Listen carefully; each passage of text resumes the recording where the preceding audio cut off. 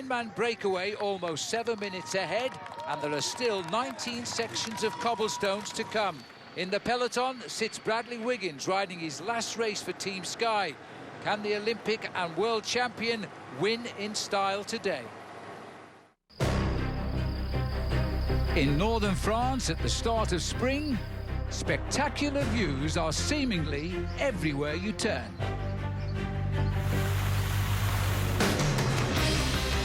But for one day each year, this idyllic countryside becomes an unforgiving place. On cobblestone roads that spin a cycling race into chaos, earning it the title, the Hell of the North. He's taken out a number of riders. Now this is so typical of Paris-Roubaix. Through the uncertainty, Tom Bonan and Fabien Cancellara have thrived. 7 titles combined over the last 10 years. But with both out injured, this daunting race welcomes a wide-open field. Led by the reigning champion, Niki Terpstra, who now tries to conquer the cobblestones once again. While Tour de France winner Bradley Wiggins hopes to earn this signature win in his final race for Team Sky. It's a one-day test of resilience through fields and forests and across treacherous stones before a crowning finish at the velodrome. Today they race in the Queen of the Classics. It's Paris-Roubaix next.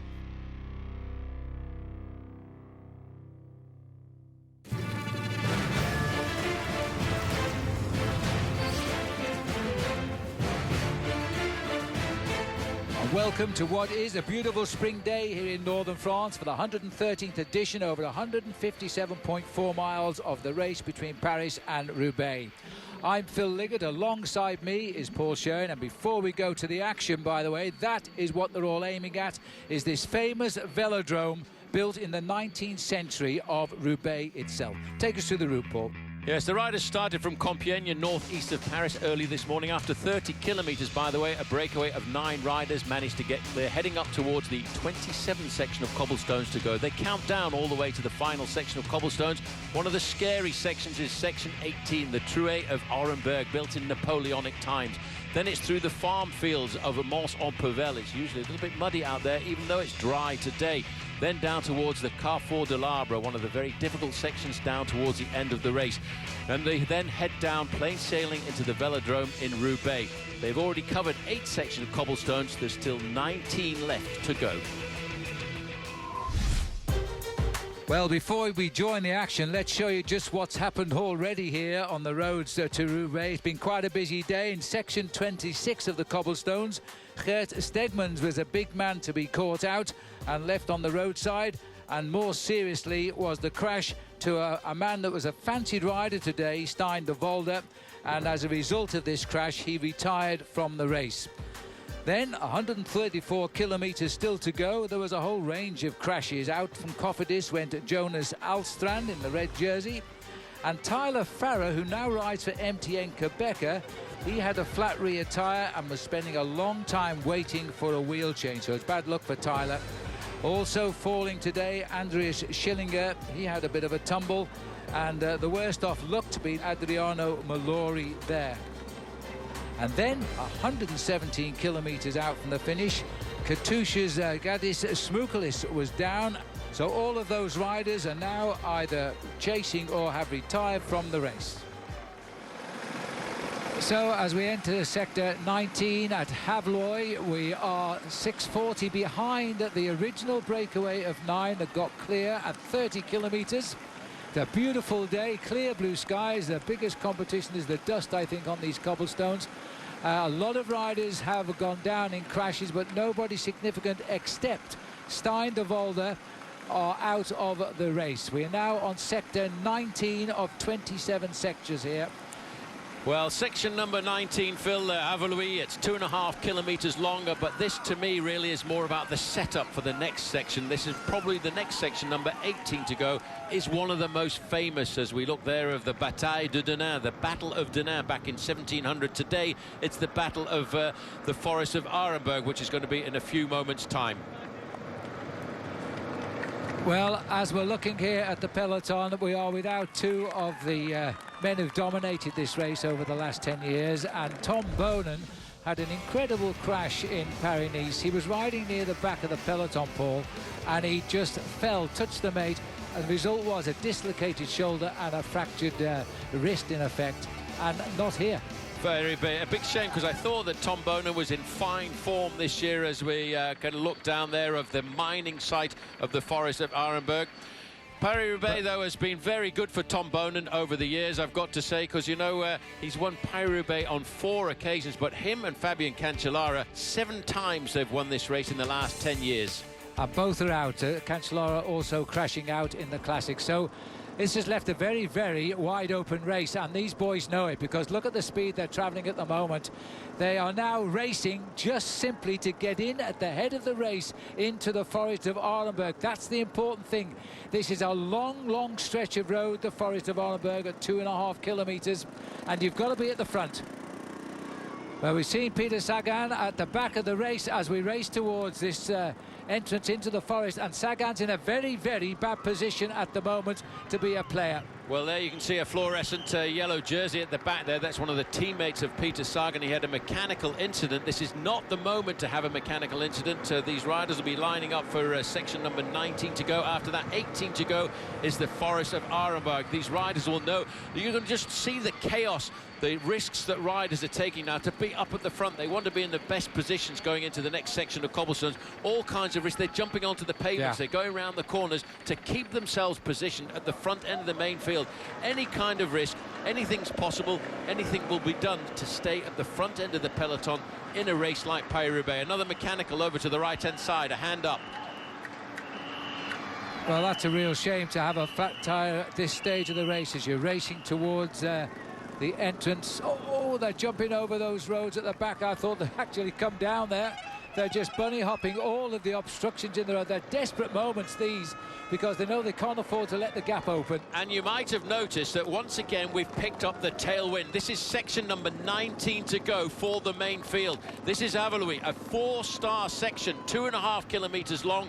It's very, very fast once they pick up this tailwind. It's chaos. You really want to battle. That's why the riders were taking so many risks to get into the front part of the main field, into this section of cobblestones. But next, Phil, next on the recipe, next on the meal this afternoon is going to be the Forest of Arenberg, which is why this one was such a big battle. Sky got a problem on the right-hand side. There's a Sky bike lying in the road there, and so hopefully the cameras will pick us up on that. This is a 4-star section. Now, the hardest sections, condition-wise, are 5-star, so this is a rough one. They're going in 6 minutes and a quarter behind the original breakaway of 9, who are still all together. Well, Lotto Soudal have moved up to the front in the red and white jerseys. Behind them, it's the Sky Armada. But look at the French flags over to the right-hand side there. They were hoping to pick up a tailwind. It has now moved into a crosswind, and that makes it very, very difficult to find a place, Phil, where you can shelter from the wind. There's no forming echelons or diagonal lines across the road on these cobblestone farmyards in the north of France here. It's a question of every man for himself. Over on the right-hand side, BMC, everybody's talking about Greg van Avermaet. The Belgians don't feel that they've got a chance this afternoon. They don't feel that Greg van Avermaet is going to be the winner. I think he might do something special this afternoon, because he's been very, very close since the early part of the Grand Prix E3. And although he's never done an outstanding performance in this race, Andre Greipel, I see he's got a teammate on the front at the moment. 6:09. Oh, there's a crash on the right into the field. He goes. A United Healthcare boy is down. Well, I tell you what, Phil, you've got to have eyes in the front and the back of your head in a race like Paris-Roubaix here. Another rider with a problem there was Murillo Fischer of Team FDJ going down. Really, the riders now are starting to get a little bit tired, and the reaction times are slowing down. Oh, I think that was Luva Vester who's down again. That's his second fall today in Astana colours, who's gone down. Giovanni Bernardo, the son of the team owner from Team Europe Car, also going down there in the green, being slowed by that accident. Again, As I say, Phil, riders now, first of all, taking risks, also starting to get a little bit of fatigue and don't have quite the reaction speeds they need to avoid accidents like that. And the fact that they're at the back end of this line is an indicator that, you know, it's a bit like the distillery, isn't it? All the cream is now starting to come up to the top. And I told you the story about Johan Alfredo, who punctured going to the start this morning. He punctured twice since and then fell at the feeding station. Well, guess what? He's just punctured again. Well, you know, it's amazing. We talked about these very, very famous showers here in the velodrome in Roubaix. Each shower has got the name of a former winner of Paris-Roubaix put alongside it. Well, you know, every rider has got a story to tell at the end of Paris-Roubaix. Look at write the a book, speed. and they have written a book on it. This is Mathieu Boulot of France and Bretagne sitting at the back of the split. Everybody broken off again by the falls. Then his eyes down and chase back, and it's all weakens you, of course, because the toughest sections are still ahead. It'll be a big decision, I think, in the Forest of Arenberg, and it's not that far away. But look, there's another bottle fallen off there. This race, we talk very often in rally driving. We used to talk about the East African Safari Rally as being a test bed for motor vehicles. Paris-Roubaix is a test bed for bicycles. If anything's going to fall off a bicycle, it's going to be here today in Paris-Roubaix, which is why we've seen there this really is the R&D, research and development field for today. So as the field, and this is Geraint Thomas, is having to come up to smoothly to rejoin the leaders here, the winner of E3. The race is now setting itself for the Forest of Arenberg, and that will be a big decisive moment, I think, in this year's Paris-Roubaix.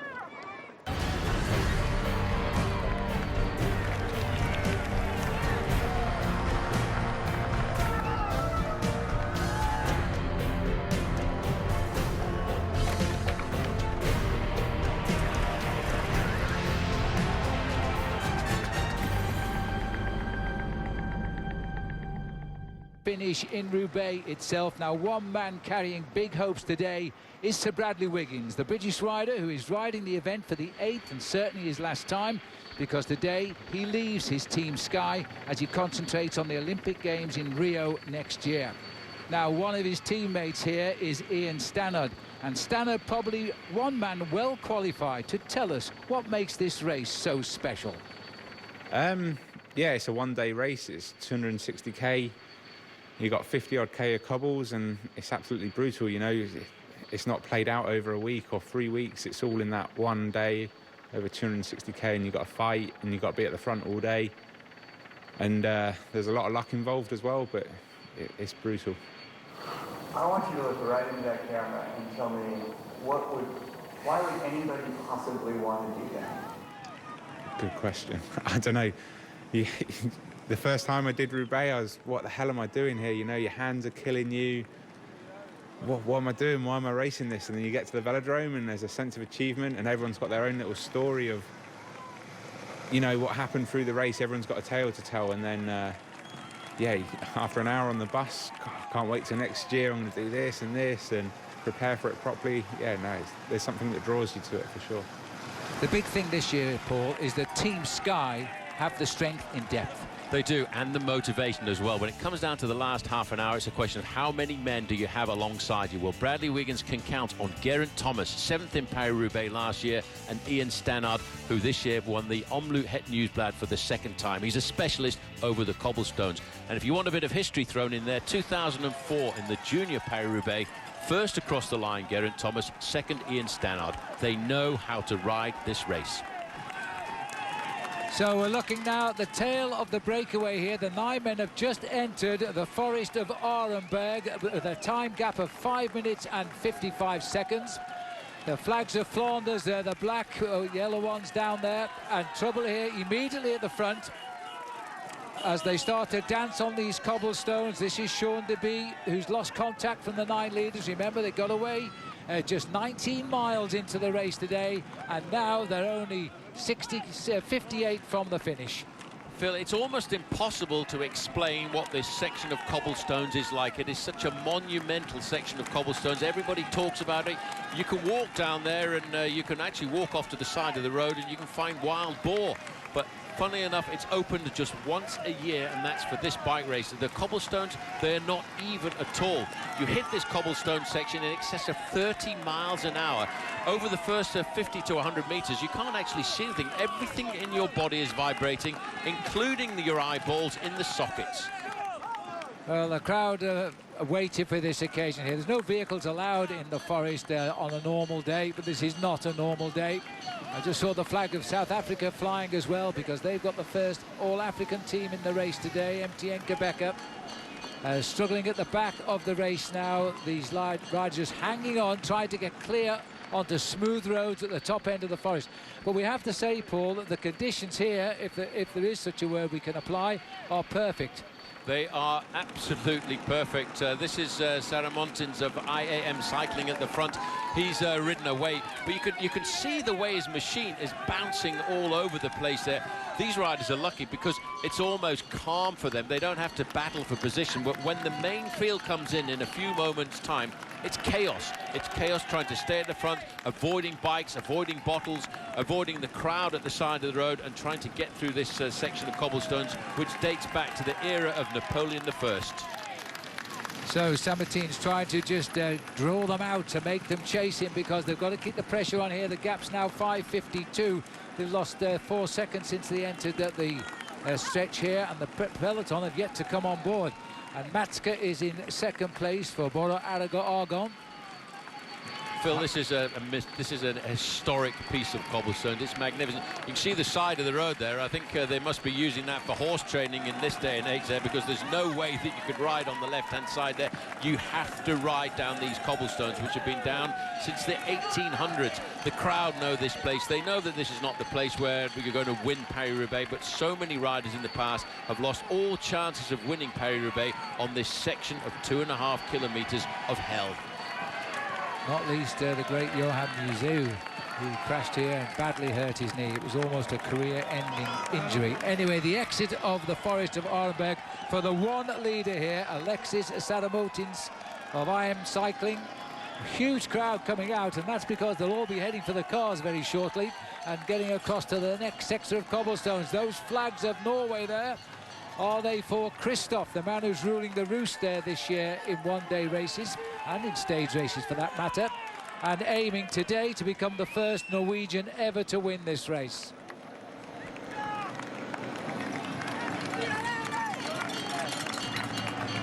So, as the leaders leave the forest, it'll be a little bit of a wait before the main field join the forest. Samartin is the man out front. The field at 5 minutes 51 seconds. The Forest of Arneberg, 5 minutes and 51 seconds behind. We still have the one leader out front, Saramotins, but the rest of the breakaway are after him. Into the forest for the leaders, for the main field now. Well, the main field, 5 minutes and 50 seconds, but look at the difference. You can see the difference in the speed, Phil, of this group that's coming in 5.5 minutes, 5:50 seconds behind the main field, main group. Well, this is the Forest of Arenberg at 2.5 kilometers long, a 5-star rating. This is one of the most difficult sections of cobblestones as the main field charge in. Well, as far as we know, the only favourite out of the race was Stein de Volder. He crashed a while back now. Peter Sagan was caught at the rear, and I don't know if he's managed to make it up towards the front, but if this field splits, Peter Sagan might be in a difficult position. And they've got a crash right on the ground here, and this is a nasty fall at the moment. It looks to me as though it is the leader of the... It's Shane Archibald, the Kiwi. It is Shane Archibald, the Kiwi rider. From Bora Aragon there. He went down very... These Right cobblestones are unrelenting as we go back to the calm of being in the leading group now. Arenberg Forest, Phil, is chaos for everybody. It's a question of survival. There's elimination goes on there. Lotto Soudal today. Well, there is Peter Sagan. Now, he is one of the riders. An incredible ride. A lot of people... He's over there on the left-hand side of the road. At the few moments ago, he was at the back of the main field. Yeah. When it needs to be, here he is at the front. Well, that was an incredible performance. He was a long, long way down the line, about 4 kilometres before the entry into the forest. He's moved right up. Now, sad to see the crash there of Shane Archibald. That's a hard baptism for the Bora Argon rider from New Zealand. 5:47 now. We know that Greipel must be pretty well up here, otherwise his team wouldn't be working for him quite so much. Ethics have gone off the front for the minute, which is unusual. So too have Team Sky. Well, I can't see any of the black and blue jerseys of Team Sky close to the front end of the main field. It's extremely important. I've always felt it's extremely important to ride near the front in the Forest of Ireland. Just look at that. That is the chaos. That is the surface. And there are so many of those cobblestone sections have been lifted over the years. Many of them have actually moved because of the subsidence of the mining underneath. In fact, one year they didn't take part in Paris-Roubaix on this cobblestone section because of the subsidence. But it's back now. Again, there's a Sky rider in about 7th or 8th position. It looks like Geraint Thomas as well. Just tucked in there nicely. But there's a long line down here where there is nobody from Ethics either, just well spread out riders, and I still can't pick out so far Bradley Wiggins. He was riding very far back earlier on. Well, that was Ian Stannard who just went through there. We're looking back a long way to see if Sir Bradley Wiggins is coming forward. It looks as if it could be him moving up towards there. But this is a long line of riders. I think that was Wiggins just went through, but he's still a long way down. But the peloton's still intact. Heinrich Hausler, the champion of Australia. Wow, he's put himself in a great position just now up at the front in that greenish-coloured top to his jersey. Well, we talked a little earlier about how important it is to have a strong team down towards the end. BMC Racing, I think, today are thinking this could be the day for Greg Van Avermaet. He's been very consistent since the early part of this season, and now's the time when you've got to show the strength of your team. Well, Heinrich Hausler's got himself well in control now. He's having a great Paris-Roubaix at the moment. The new champion of Australia won his title in January. Driving the whole peloton here through the Forest of Arnberg and off onto smoother roads now. And as they come off, the gap is 5 minutes and 25 seconds. The peloton more or less intact. There's got to be a big regrouping here if we're going to see the likes of Team Sky and indeed Ethics putting their men back up the front, because they've lost a little bit of control. Well, considering he's just come through the Forest of Arnberg, I'd have to say Heinrich Hausler looks very calm there. He looks quite comfortable as he comes off to section number 18 to go. Not too far away from the front there, Phil, was Greg Van Avermaet. He was in about 5th or 6th position.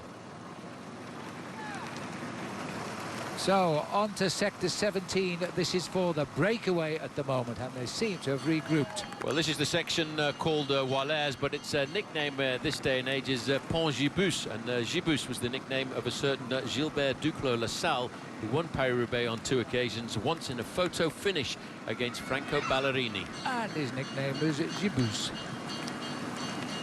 Well, they've got themselves back together, but they've lost a little bit of the lead on the crossing of the Arnberg Forest there. 5:22 now. Just looking at Alexis Guguer of AG2R there. Peloton regrouping at the front.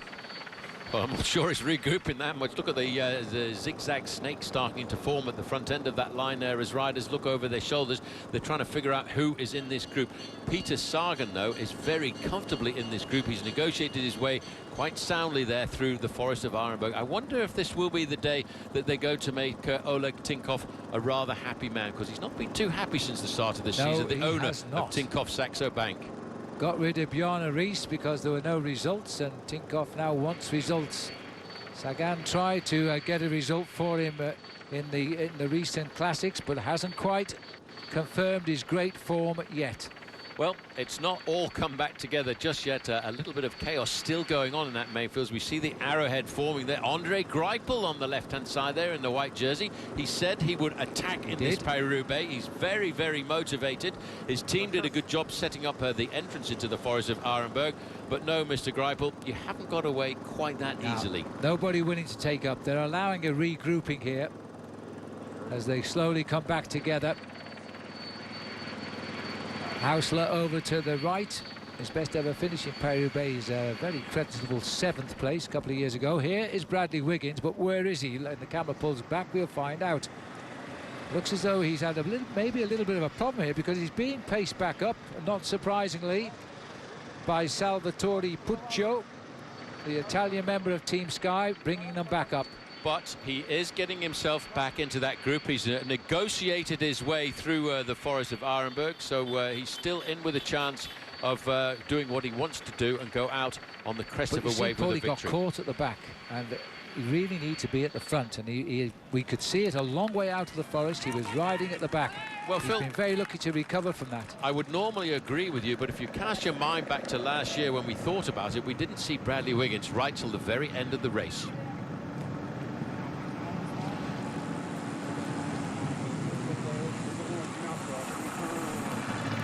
.516 is the gap at the moment.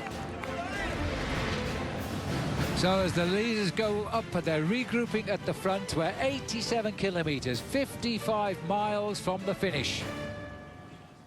Onan and Fabian Cancellara, and in fact the only two riders taking part today who have previously won this race was last year's victor Nicky Terpstra and 2011 surprise winner Johan van Sommeren.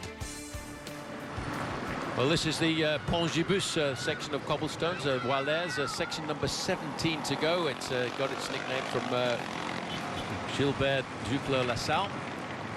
You can see now, I think the firepower's gone out a little bit, but again we're starting to see Sky getting themselves organised and moving back up to the front end of the main field.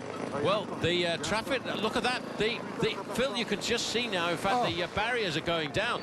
Oh my goodness. Whoa. Well, no, this will cause very, very much consternation. The riders must stop. The train won't. The rule is you are supposed to stop once the lights go red. This is a serious situation because those numbers will be disqualified from the race, whoever they were, if they know who they were. Well, there's the train. My goodness me. Wow. Well, that's about as close as we have ever seen in the history of Paris-Roubaix. The thing about the French is they put the barriers down when the train is almost on the crossing, and they usually go very quickly, but they've let them go. The barriers are up. This was the situation. The barriers dropping, the peloton continuing to run the barriers. Now, this is an absolutely stupid thing to do because that was a very fast TGV that was coming through, and they won't slow down. And those riders, if their numbers are noted, will be disqualified from this race. Back up for 4:56. 84.5 kilometres to go. Well, the race referees there, Phil, are slowing down the race because a number of these riders have gone through the railway. They'll stop the ride. The rules are quite simple. When the barriers come down, the race must stop, and you lose the time, I'm afraid. If it was the breakaway who was stopped, then it would be status quo, but they would allow the breakaway the same advantage they had when they were stopped. Unfortunately for the peloton, there's not much you can do. So they're stopping the peloton till it regroups by the look of it.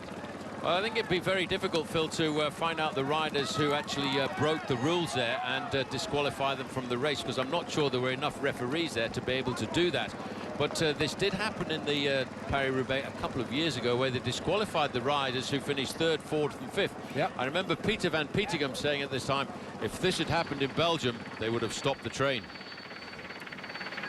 Well, the story was that they had an arrangement, but I guess they didn't have an arrangement. So that is a major problem, and it's a problem which will be ongoing throughout the rest of the day. Here is the last rider in the race now, coming through the forest of Arenberg.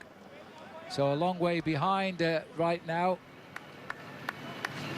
And the Voiture Balai is probably where he'll finish up, the last vehicle on the road there. Now there, they stopped the peloton. So they're now allowing all of these guys behind to come through who were stopped at the crossing. Now, some of the head of the peloton, of course, went through before the barriers came down, but the middle of the peloton were definitely dodging the barriers. Yeah, which is why I'm saying, Phil, it's going to be very difficult for them to apply the rule and disqualify the riders who went through there, because the referees wouldn't have been actually stopped in position to recognise the number. So I think what they'll do, they'll neutralise the race for a short while, allow the riders who were stopped by the train to catch back up, and then the race will get going again. Those are the riders who were delayed by the train, so they'll shortly be back in contact with the front of the main field. Well, we'll have to wait and see and keep you informed as we know exactly what the decision is. The advantage in a situation like this is for the breakaway. They went through before the barriers and the red light started to flash, so they are allowed to continue in their race. They will not be slowed down. Advantage to them for being in the breakaway, and any time that they gain from a moment like that will be to their advantage. Well, there you can see the champion of France has been stopped down there as well. He got round just. Tell you what, that was pretty close. Well, the trains in France, in Britain, they dropped the barriers about 5 minutes before the train arrived. In France, they drop it about 90 seconds. And they were taking a serious risk by jumping those barriers. Well, we talked a little earlier, Phil, about Christian Kanies, who'd done a lot of work very early on.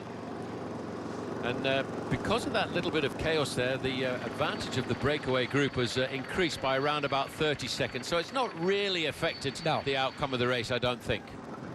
No, but the peloton could have afforded to completely stop there and then would still have had time later. But anyway, we'll see what decisions are made, if any.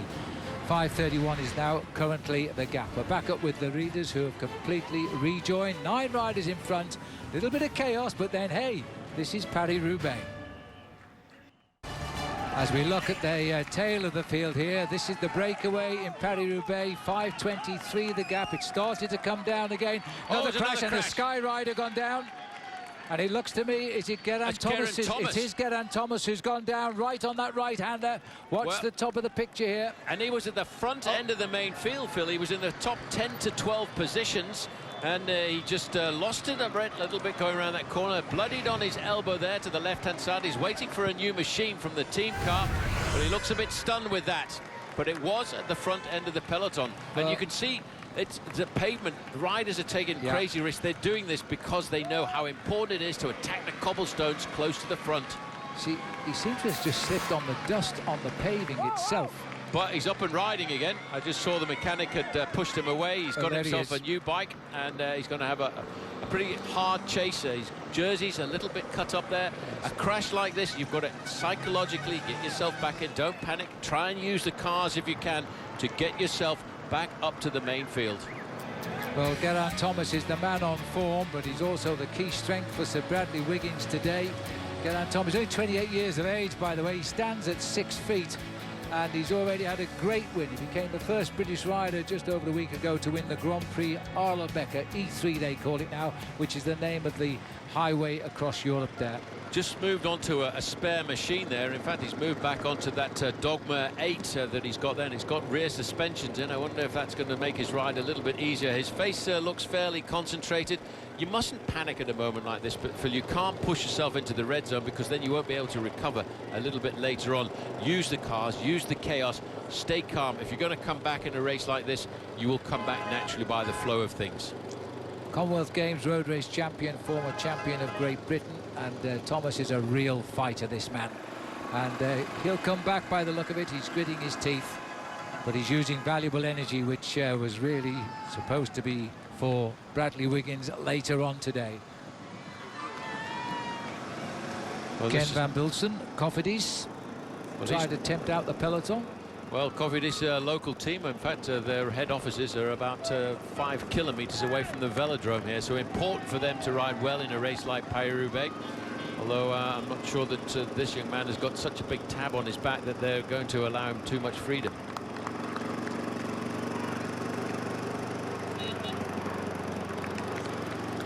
In fact, they're allowing him to ride off the front end of the group. I think we're looking for a little bit of calm after all the chaos of the high-speed train going across the race route. You really never know what's going to happen literally around the next corner in Paris-Roubaix. It is every man for himself. They ride along in this big pack, and yet they're all riding individually and trying to see their own way forward because it is such a difficult race to control. Well, you always feel under pressure.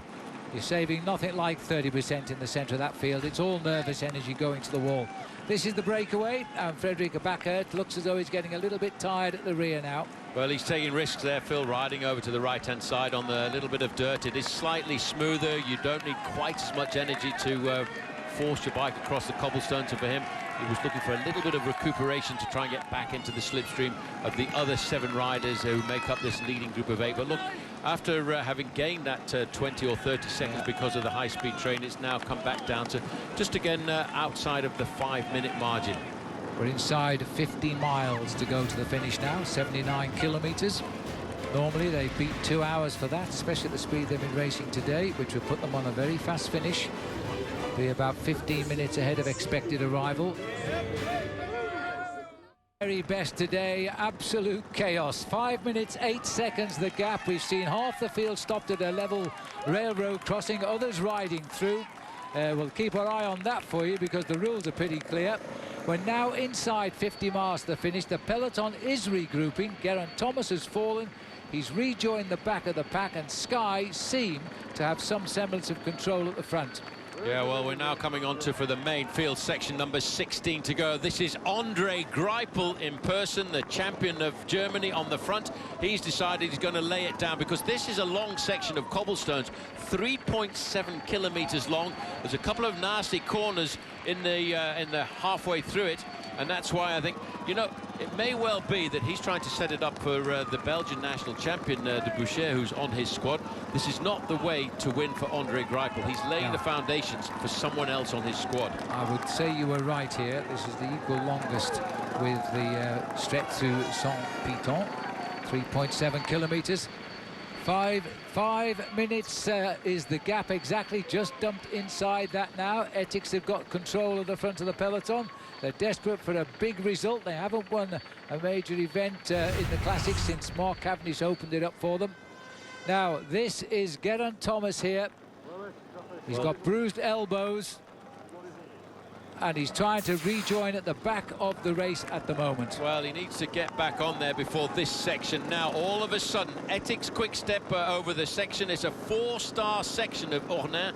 2 sections bolted together to make 3.7 kilometers, 2.5 miles of cobblestones. They're reasonably smooth cobblestones, but because of the wind direction now, Phil, you can start to see that the pressure is opening up the gaps. So slipping back there at the front end of that group of riders there is Andre Greipel. This may well be the first serious selection we're about to see. Well, they've certainly decided it is for them, this sector 16, because that's a fine turn of speed, and they've split this peloton as they continue on the longest stretch, and that's probably why they decided to give it a real drive at the front here and see who can go with them. Take a look over your shoulder there, because that peloton is beginning to crack big time. Well, Ethics Quick Step have been a dominant team. The form of this team over the years has been the team of Paris-Roubaix, with Johan Museo, with last year Nicky Terpstra, with Tom Bonen. They have been so dominant, and the way they've dominated this race, Phil, has all been because of their strength in numbers. Well, they've pulled themselves a nice little group clear here now. Now, if Bradley Wiggins has not been paying attention, then he better start thinking about it now, because, you know, the Belgians, by tradition, have won this race more times than anybody else, 55 in all. The French come a distant second with 30 wins, and the Italians even further back with only 11 wins at the moment. Well, this is Sean Deby. You might just have noticed the Lotto rider. He was in the breakaway earlier on. He's about to get caught by that acceleration, but look at that long line of riders now. The pressure is coming down. It's all a question now of all the sections of cobblestones that will start to come up. They'll hit them very, very hard indeed to see how much damage they can actually do. And they might recover as they start to claw their way back yet again. Long, thin line on the right. Some have chosen the centre of the cobblestones, and Ethics decided to push this one on again. Team Sky have got themselves back in control. They've done well here as they continue to push the pressure on at the front. Like Stannard moving up to the front there for Team Sky. He's now decided to put a little bit of a hammer down. Now towards the back of the group, the rider who's under a little bit of pressure here, that's a Jaroslav Popovic. Bit surprised about that. Well, I think that's what you do when you get bored with watching Paris-Roubaix.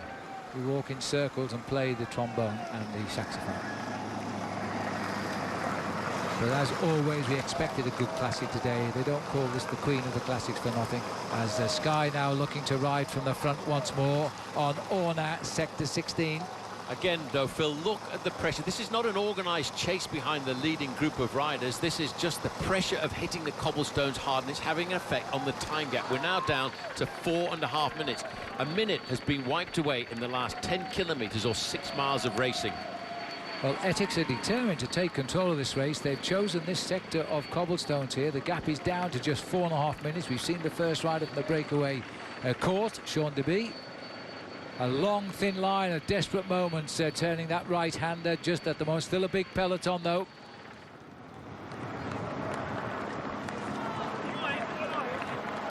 And Popovic now officially has been left by this peloton, which I'm a bit surprised about. Out of sector 16 now.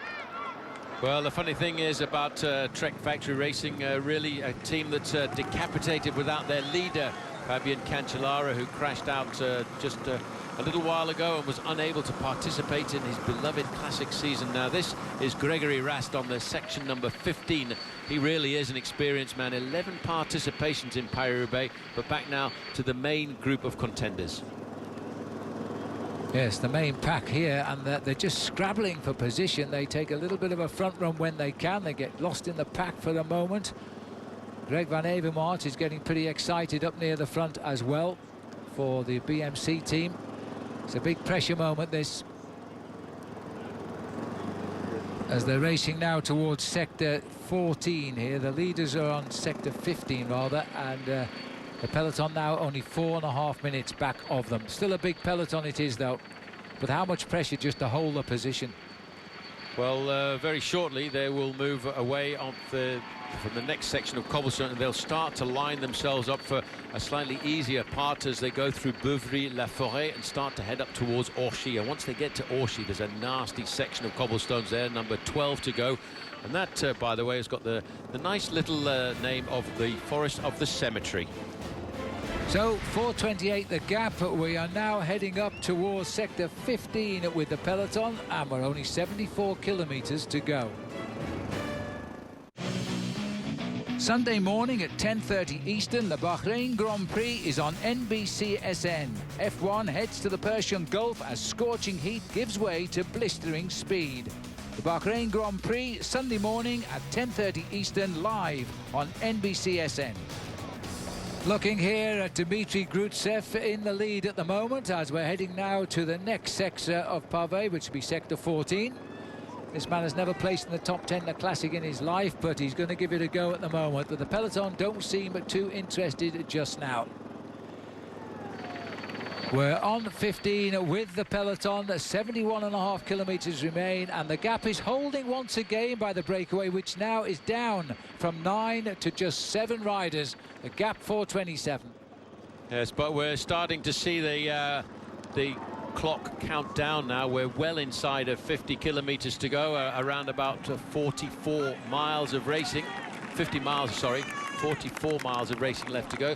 This is section number 14 for the leading group. It's a 4-star section, but as I said, these two sections, 15 and 14, are almost bolted together because there's hardly anything, any distance between the two of them. So for me, this makes a very long section of cobblestones of around about 4.5 kilometers or 2.5 miles. Well, they seem to have got the measure of the Kazakh here as they put Grutsev back into the peloton, and the peloton themselves beginning to string out once again.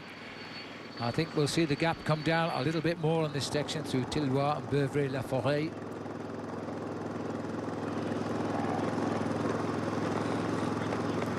Notice that Giant Alpecin are also starting to move up to the front. I've seen John Degenkolb hanging around close to the front. The sprinters are not the riders who are going to try and get clear in a breakaway. They will be trying to survive, and John Degenkolb, he would love to get onto this velodrome where the chance of sprinting it out for first place. He knows what it's like. He's been here before. He was right up there in second position last year. Today he'll be dreaming of going one better. After all, he's got the confidence of having won Milan-San Remo in the early part of this season. Sector 14, 4 stars out of a possible 5, so this is not a nice sector to ride on at all. But the good news is there's no rain forecast and the sun still shines as we go into mid-afternoon in northern France. Big moment for the crowd here. This is a big sporting day for them with the crossing of Compiègne to Roubaix, 113th edition of this event. And everybody would love to win it, and they all hate to ride it, with few exceptions. Well, you can see it is a dry day. It's a fast day. We may well be challenging one of the fastest ever rides in Paris-Roubaix, which goes back to 1964. The average speed of 45 kilometers an hour, which is about 27 miles an hour, set by Peter Post.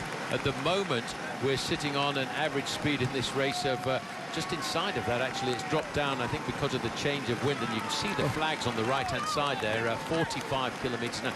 We're now, having had a tailwind at the start of the race, moving into a section where we're picking up a lot of head and crosswinds.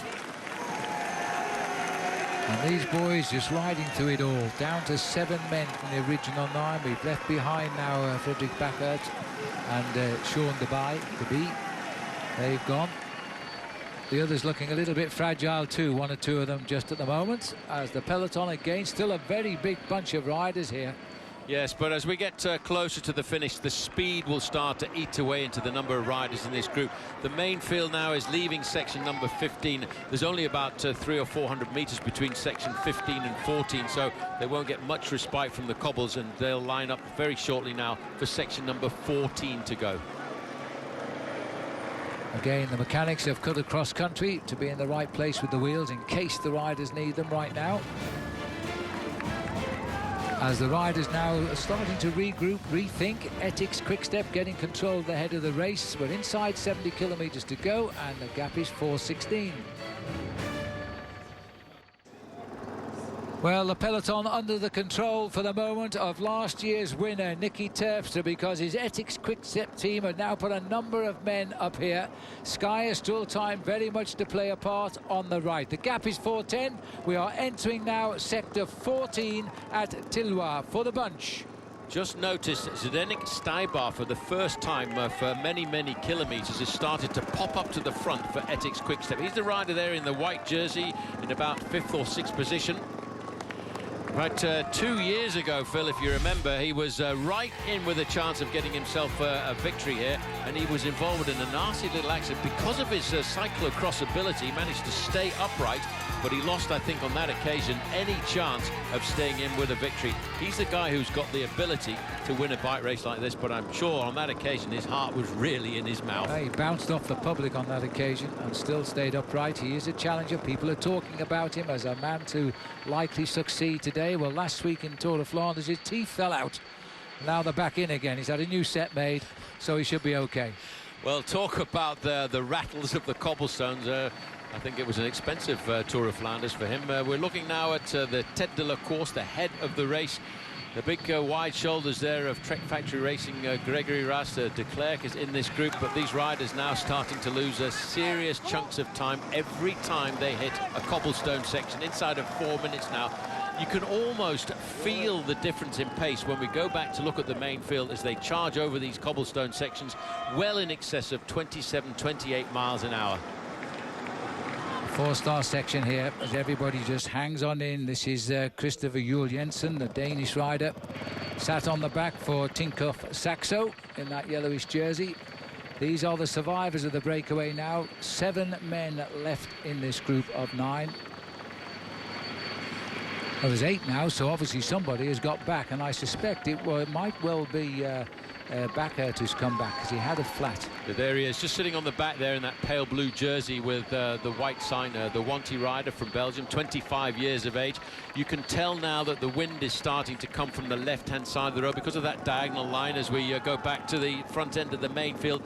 Ethics Quick-Step, Phil, they've always been motivated for this race. Their team manager, Patrick Lefevre, I raced with Patrick Lefevre back in 1976 to put an age on him and on me. But he's always motivated his riders for this event, and it's again question of numbers, and there's a lot of riders from Ethics Quick-Step right up there now. This is Peter van Speybroek here, the Belgian rider on Top Sport. Looks as though he's in the spot of bother at the back of the peloton now. There's an awful lot of riders in this bunch. Strung out they are, but they're not losing contact at the moment. That's Stybar over on the right-hand side in that white jersey. Looks very comfortable, but there are 4 riders from Ethics Quick-Step on the front. Nicky Terpstra, Peter Sagan, that's Stybar over on the right-hand side. I can't quite see Peter Sagan.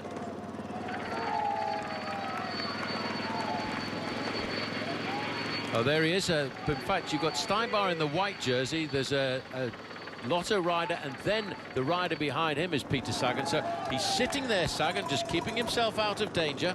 But he will have worked out what's going on here. They've turned the screw here, probably in favour of Stuybar, Etixx Quick-Step, and they really are hurting the back of the peloton just now.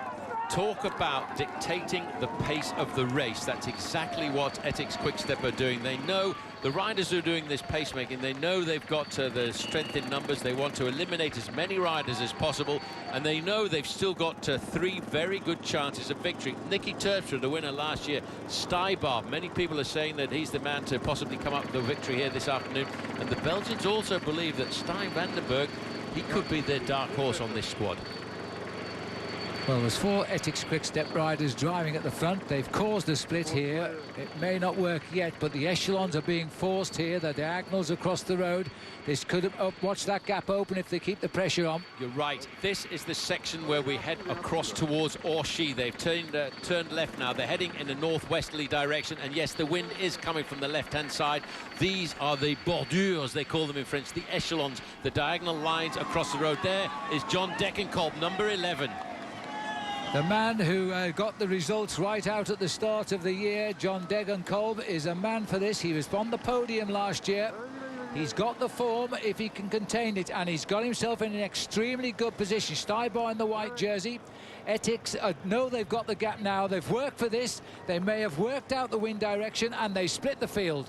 Well, I tell you what, John Degenkolb, the sprinter, being very attentive in this group. Big names now starting to appear. There's Zdeněk Zybar there in the white jersey. Not far away from him is Peter Sagan. The big boys now, Phil, are starting to come out and play.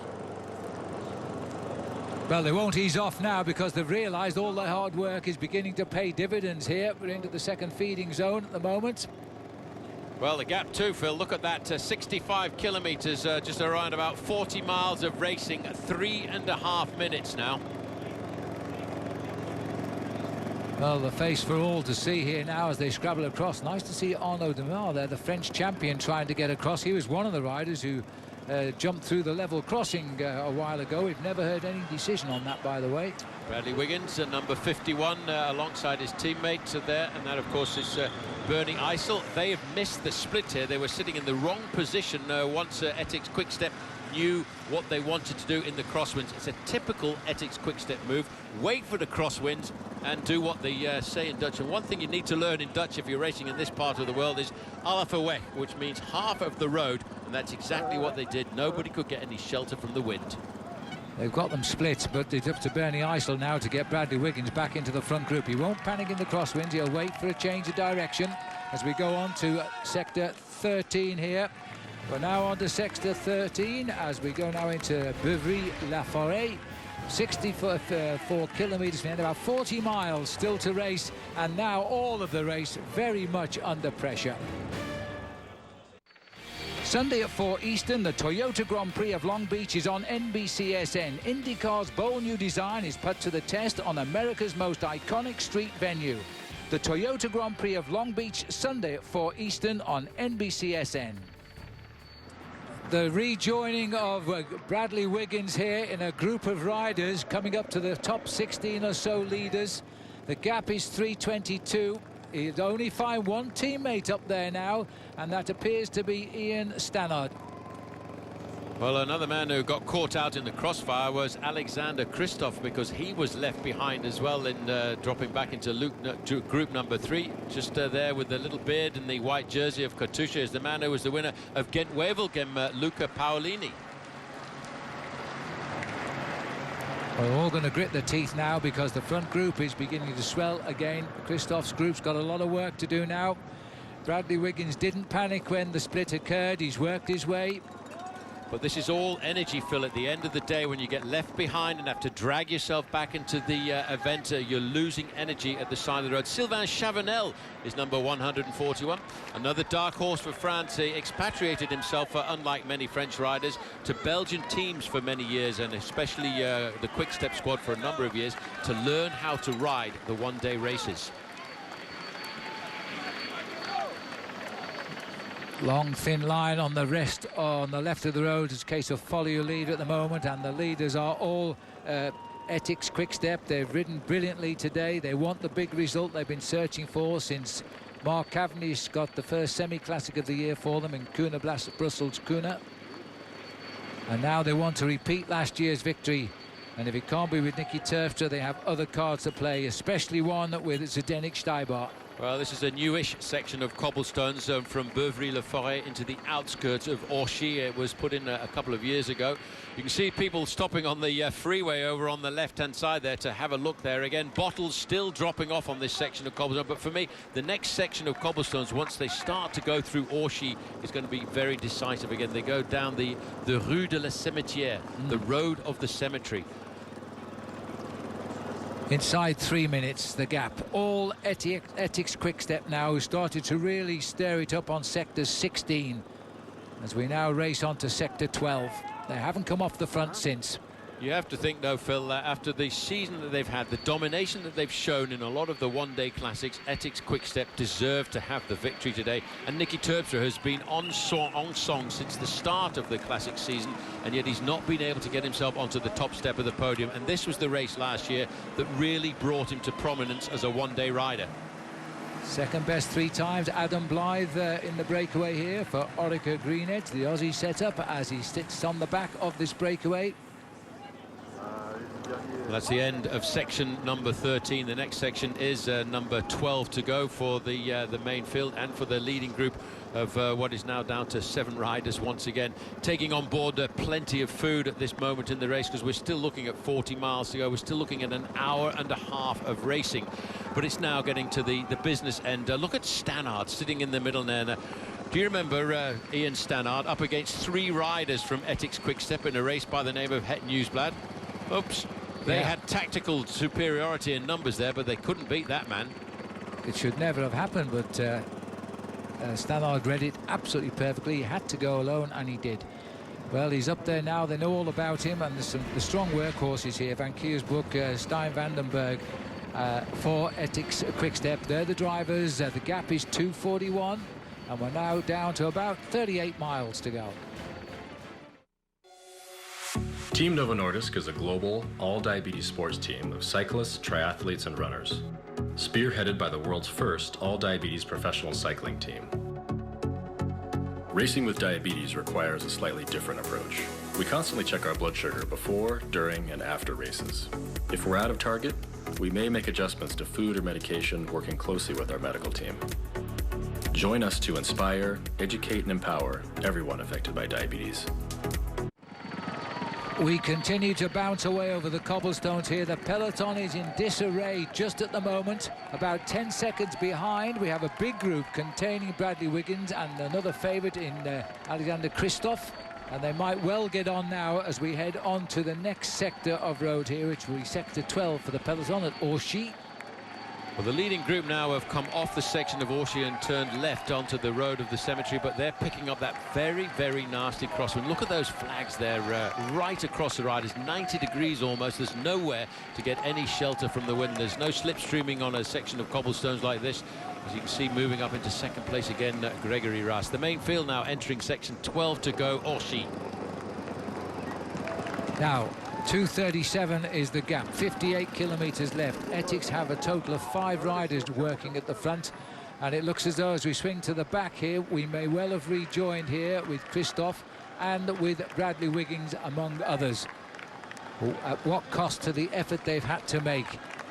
Only 58 to go, but there are still 11 major sections of pavé. Well, the last one isn't. It's almost a ceremonial goodbye to the pavé, a kilometre out from the stadium. Well, United Healthcare rider just popping on the back there as well. The Italian rider on the American squad, Davide Frattini. He's doing well to stay in contact with this group at a moment like this. They can start to see the organisation again. Etixx Quick-Step allowing the reins to slip away from their control just for a while as they hand it over to Lotto Soudal. But even so, they are the team that have really taken it to this race so far. They've still got power in numbers, and I think that's going to be very important coming down towards the end. Well, they've got some great workers on the squad, and if they know they've got the leaders here. Haven't seen much of Nicky Terpstra, but we've certainly seen Zdeněk Štejbár, who's here. Vandenberg, Van Kiersbroek. Plenty of riders willing to set the pace for him. This is Pavel Brut. the Russian rider, on Tinkoff-Saxo at the back of the long line. And these are the men who still survive this breakaway.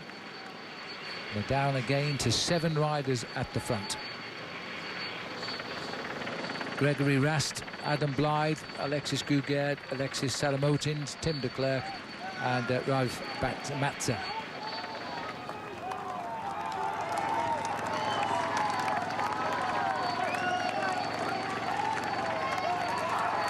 This has been a very quick Paris-Roubaix. Total concentration all day long, no relaxation between the stretches of cobbled roads. The pressure's been on all the time to repair damage done.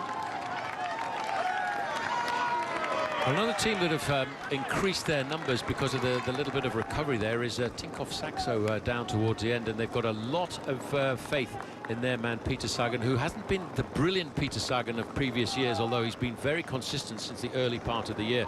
And I think it's quite important for Peter Sagan to do a race because the Tinkoff-Saxo team have got a very important meeting not too far away from here. They're all meeting in Belgium after the race tonight to have a big powwow with their team manager, team owner I should say, Oleg Tinkoff. Well, let's hope they get a result, otherwise it won't be a very pleasant meeting, I wouldn't think. Oleg Tinkoff demanding results from his team.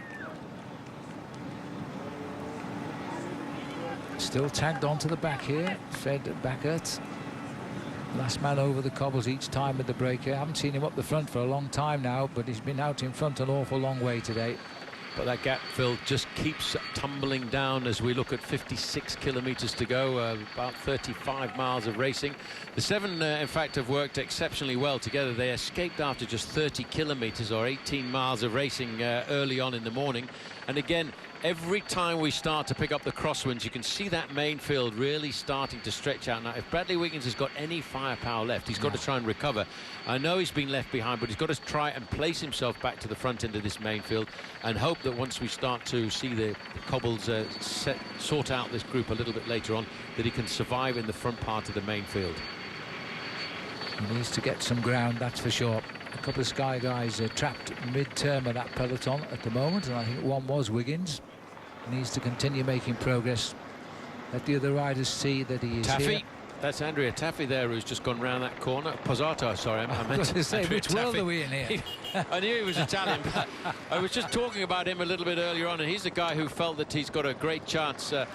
He probably would like to follow in the wheel marks of Andrea Taffy, exactly. But Pippo Pozzato, former winner of Milan-San Remo, getting a little bit of a problem going around that corner. Andre Greipel. Greipel's gone again here. Andre Taffy was the last Italian, by the way, to win this race, and Pozzato said today that he was hoping to emulate him. Well, right now he's got a mechanical, and Greipel did also tell us that he was going to attack and be very, very much a presence in this year's Paris-Roubaix, and he's certainly being that. This is a man who, Phil, for many, many years has been Mr. the Santos Tour Down Under in Australia, and for many, many years he's been on form and winning 5 and 6 races before the end of January.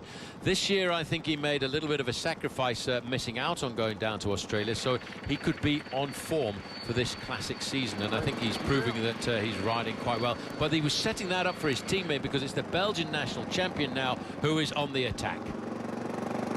So now, again, another pressure point here for Team Sky. They're going to have to control this move here, 2 minutes 16.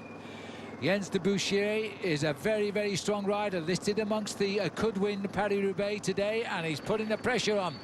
Nice to see the champion of Belgium jersey on the front again. Well, he rode pretty well last week as well in the Tour of Flanders, I would have to say, a consistent rider. But that was just a little flurry of activity, and I think you can see just how serious Ethics Quick-Step are taking this at the moment, because every time those moves go, they're the guys taking the responsibility of pulling it all back together. So this race always under pressure. The kilometres are ticking off, and the gap now is 2.25 minutes. This is the breakaway. They're down to 7 as we enter Sector 11. Indeed, Oshie is the breakaway. It's a 4-star one, and there's now just 7 riders left up front. long section of cobblestones too, Phil, at 2.7 kilometers long. That's around about 1.5 miles. As we start to look at this flurry of attacks now coming off the front end of the main chase group, while you can see the survivors of the early morning breakaway, that gap is still coming down. Every time we come to a cobblestone section, they lose 10, 15, 20 seconds. Shortly, they will be back with the main group. Liggett really doesn't have the stomach for the fight over the cobblestones. 2 on 3, sits at the back every time they enter this stretch of road now. Just watching the other riders set the pace up. 2 minutes 9, continues to fall. It's all oaring well for a catch about 15 kilometers out maybe from the finish, maybe before, because there's pressure after pressure. But so far the riders are very tenacious back in that peloton. They're chasing everything down, they're regrouping into a big pack again, and these 6 riders frankly are going nowhere.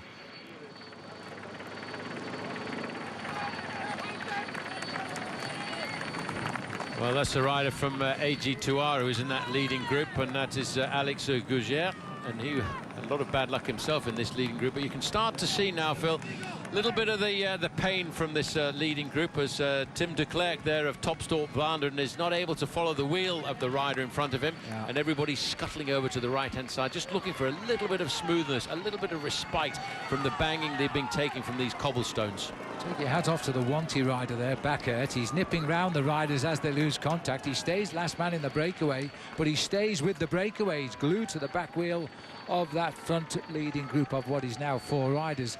He makes 5. Lotto still drive on here, have potential winners on their team. I'll tell you what, there's a lot of riders there. Look at that jersey, really shows out well on television, that fluorescent yellow jersey with a little bit of blue in there from Tinkoff Saxo Bank. There's a lot of riders there to support Peter Sagan later on, but I'll tell you what, they're still throwing caution to the wind. More accelerations on the cobbles. The pressure is back on again here at the moment. Everybody now forgetting the cobbles and heading for the grass. Dangerous preoccupation, I must say, at the moment. But the gaps continue to open bit by bit here. Looked like Steiner Vandenberg, who was the rider in there from Ethics Quick Step. Now, we'd said he was one of the 3 men for that team, moving a little bit further forward. There you can see, not too far away, Nicky Terpstra. There are lots of Tinkoff Saxo Bank riders in that group. Really getting a bit grippy now. Well, everybody's just holding their position here. Vandenberg's the big tall man in black. Just allowing the pace here, just for the minute. By the Astana rider. Big lumbering style of Ian Stannard as well. Maybe they're going to have to throw the mantle of leadership across to Ian Stannard once again in one of these cobblestone classics. Amazing to think, Phil, that he made that. He's had a very difficult comeback. He won the Het Nieuwsblad race last year, and then he crashed dramatically in Gent-Wevelgem and had a very nasty injury to his back. It took him almost 12 months to come back to the sport, and he came back with a win. Oh, rider went off. Sorry, Paul. Rider went off to the right there and took a dive into the ditch as he went off there. A bit of a shock for the spectator, but he got out of the way pretty quickly. Just clipped the side of the grass. Down he went. It was a BMC rider. I think it was Daniel Osso who went down there at the side of the road. Now, he could be a rather important ally for Greg van Avermaet a little bit later on in this race. Osso's been riding well in these one-day classic races, I must say. At the moment, things not gone his way there, but he was in the top 10 in the Grand Prix E3. He was also in the top 7 in Gent-Wevelgem. Oh, the big power there of Stannard on the right-hand side for Team Sky. He's got the Union flag around his shirt. But Peter Sagan, this is the man that people said is not going to ride well today. He's got the confidence. Well, Sagan, he wants to give a result to his bosses, and he's not leaving it to the finish. He packs a big sprint if he can get to the finish in a small group of riders. Just approaching the 50 kilometers to go now, about 31.5 miles from the finish. Well, Peter Sagan, if you remember, Phil, we've always classified him as a little bit of a sprinter until he won Gent-Wevelgem. He was in a leading group of riders. He didn't even wait for the sprint. He took off and won it on his own. So, a man we've all come to know around the United States for his great riding as well. Peter Sagan is on the attack, and Andre Greipel is also still very much in this race.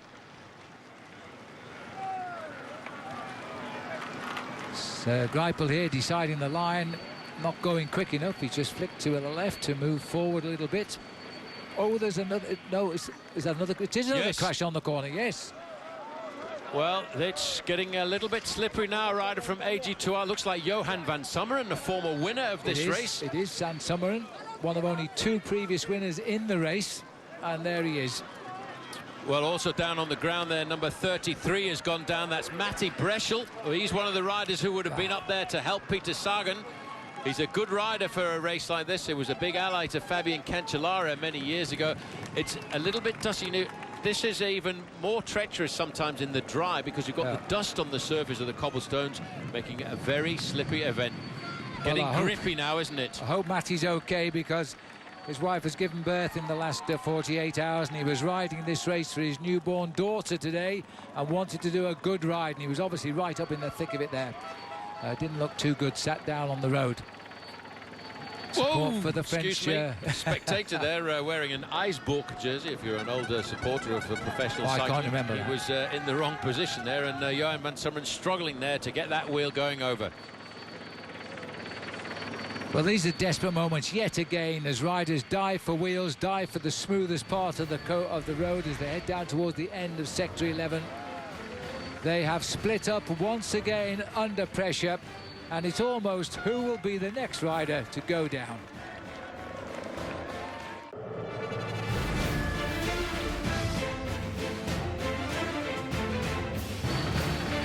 Well, the riders now heading to Sector 10, which will take us to the 127-mile point of this race and the sector of cobblestones at Mons-en-Pavel. And waiting for the riders not too far away now are the famous showers at Roubaix Velodrome. Now, if you get to win this race, so once you're in those showers, you will see your name already on the stalls. These are probably the most famous showers in the world. But for the riders who normally go to the team buses, this is where they'll head to straight after the finish of this race.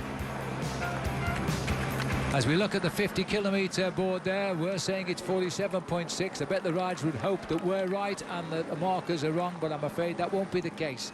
1:39 is the gap.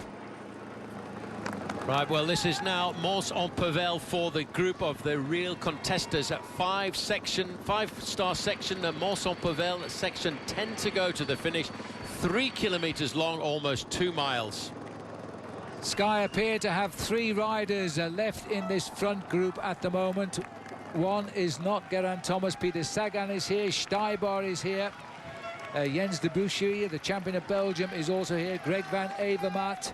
These are the riders potentially. Nicky Terpstra is here, along with Zdeněk Stuybar, Van Kielsbroek, Stijn van den Berg. Other riders out to help Terpstra and Stuybar. And as far as we know, Lars Boom is here as well, the man that won the 5th stage of the Tour de France in such fine style last year over the cobbled roads. Now, Christoph should also be in here since they bridged the gap, but we haven't seen him recently. Well, a lot of riders didn't manage to recover after they were left behind in the crosswinds leading up into Orsi. Most of the big names have managed to come back forward. With that fluorescent helmet over on the right-hand side, you might just spot Peter Sagan. He's sitting pretty comfortably. Looking at the number of riders here, I wouldn't be surprised also to see John Degenkolb in this group. But this wind, Phil, is going to be a major factor on the run down towards the finish, because whenever they pick up this crosswinds, if there's a rider feeling very strong on the running down towards the finish, he should be able to create a distance between himself and everybody else. Flag there flying for Geraint Thomas of Wales, but he's had such an horrendous day, a real taste of Paris-Roubaix today. 2 punctures and a crash that we know of. And I don't think he's got back up into this front group. Haven't seen him for a while. Incredibly difficult race to televise because the camera bikes have to get in amongst this, and it's not always possible. 1:35 is the gap at the moment. Just looking here at the back of the gap now, and it's Ralf Matska who might be being caught out. Well, these guys, Phil, now they really are very much just surviving 1.5 minutes, and at speeds like this now they're not looking at very much more than a kilometre or so advantage. And once you see them scrambling over to the left or the right-hand side of the road, looking for a little bit of smoothness, that's an indicator that the power is starting to go out of the pedalling action, and they really are starting to eat into the cobblestones, hitting every cobblestone almost individually. It really starts to bounce. Lotto team are gaining confidence with every pedal rev at the moment out on the course, with Andre Greipel looking pretty good today. They've also got the second youngest rider in the race up here in Thiel Benute. His fifth the other week in the Tour of Flanders. Yeah. He could be a real star for the future. I'm not sure whether he'd be able to put two performances back to back. Only 21 years of age, but what a phenomenal performance just 7 days ago. But the team will have confidence in a performance possible by him. That group of riders now once again has swelled up quite a bit, and again Team Sky seem to have recovered from that moment of panic when Bradley Wiggins was left quite a long way behind. Oh, you have to be very, very careful on these corners now, because that little bit of dust on the surface of the cobblestones makes it quite slippery. Lotto continuing to drive at the front of this race here. Well, I mentioned a little earlier on, Phil, that in 2004 in the junior Paris-Roubaix, first and second were Geraint Thomas and Ian Stannard. In 2008 as a junior, Peter Sagan finished second in the junior version of Paris-Roubaix, so he'll be pretty motivated by a ride today.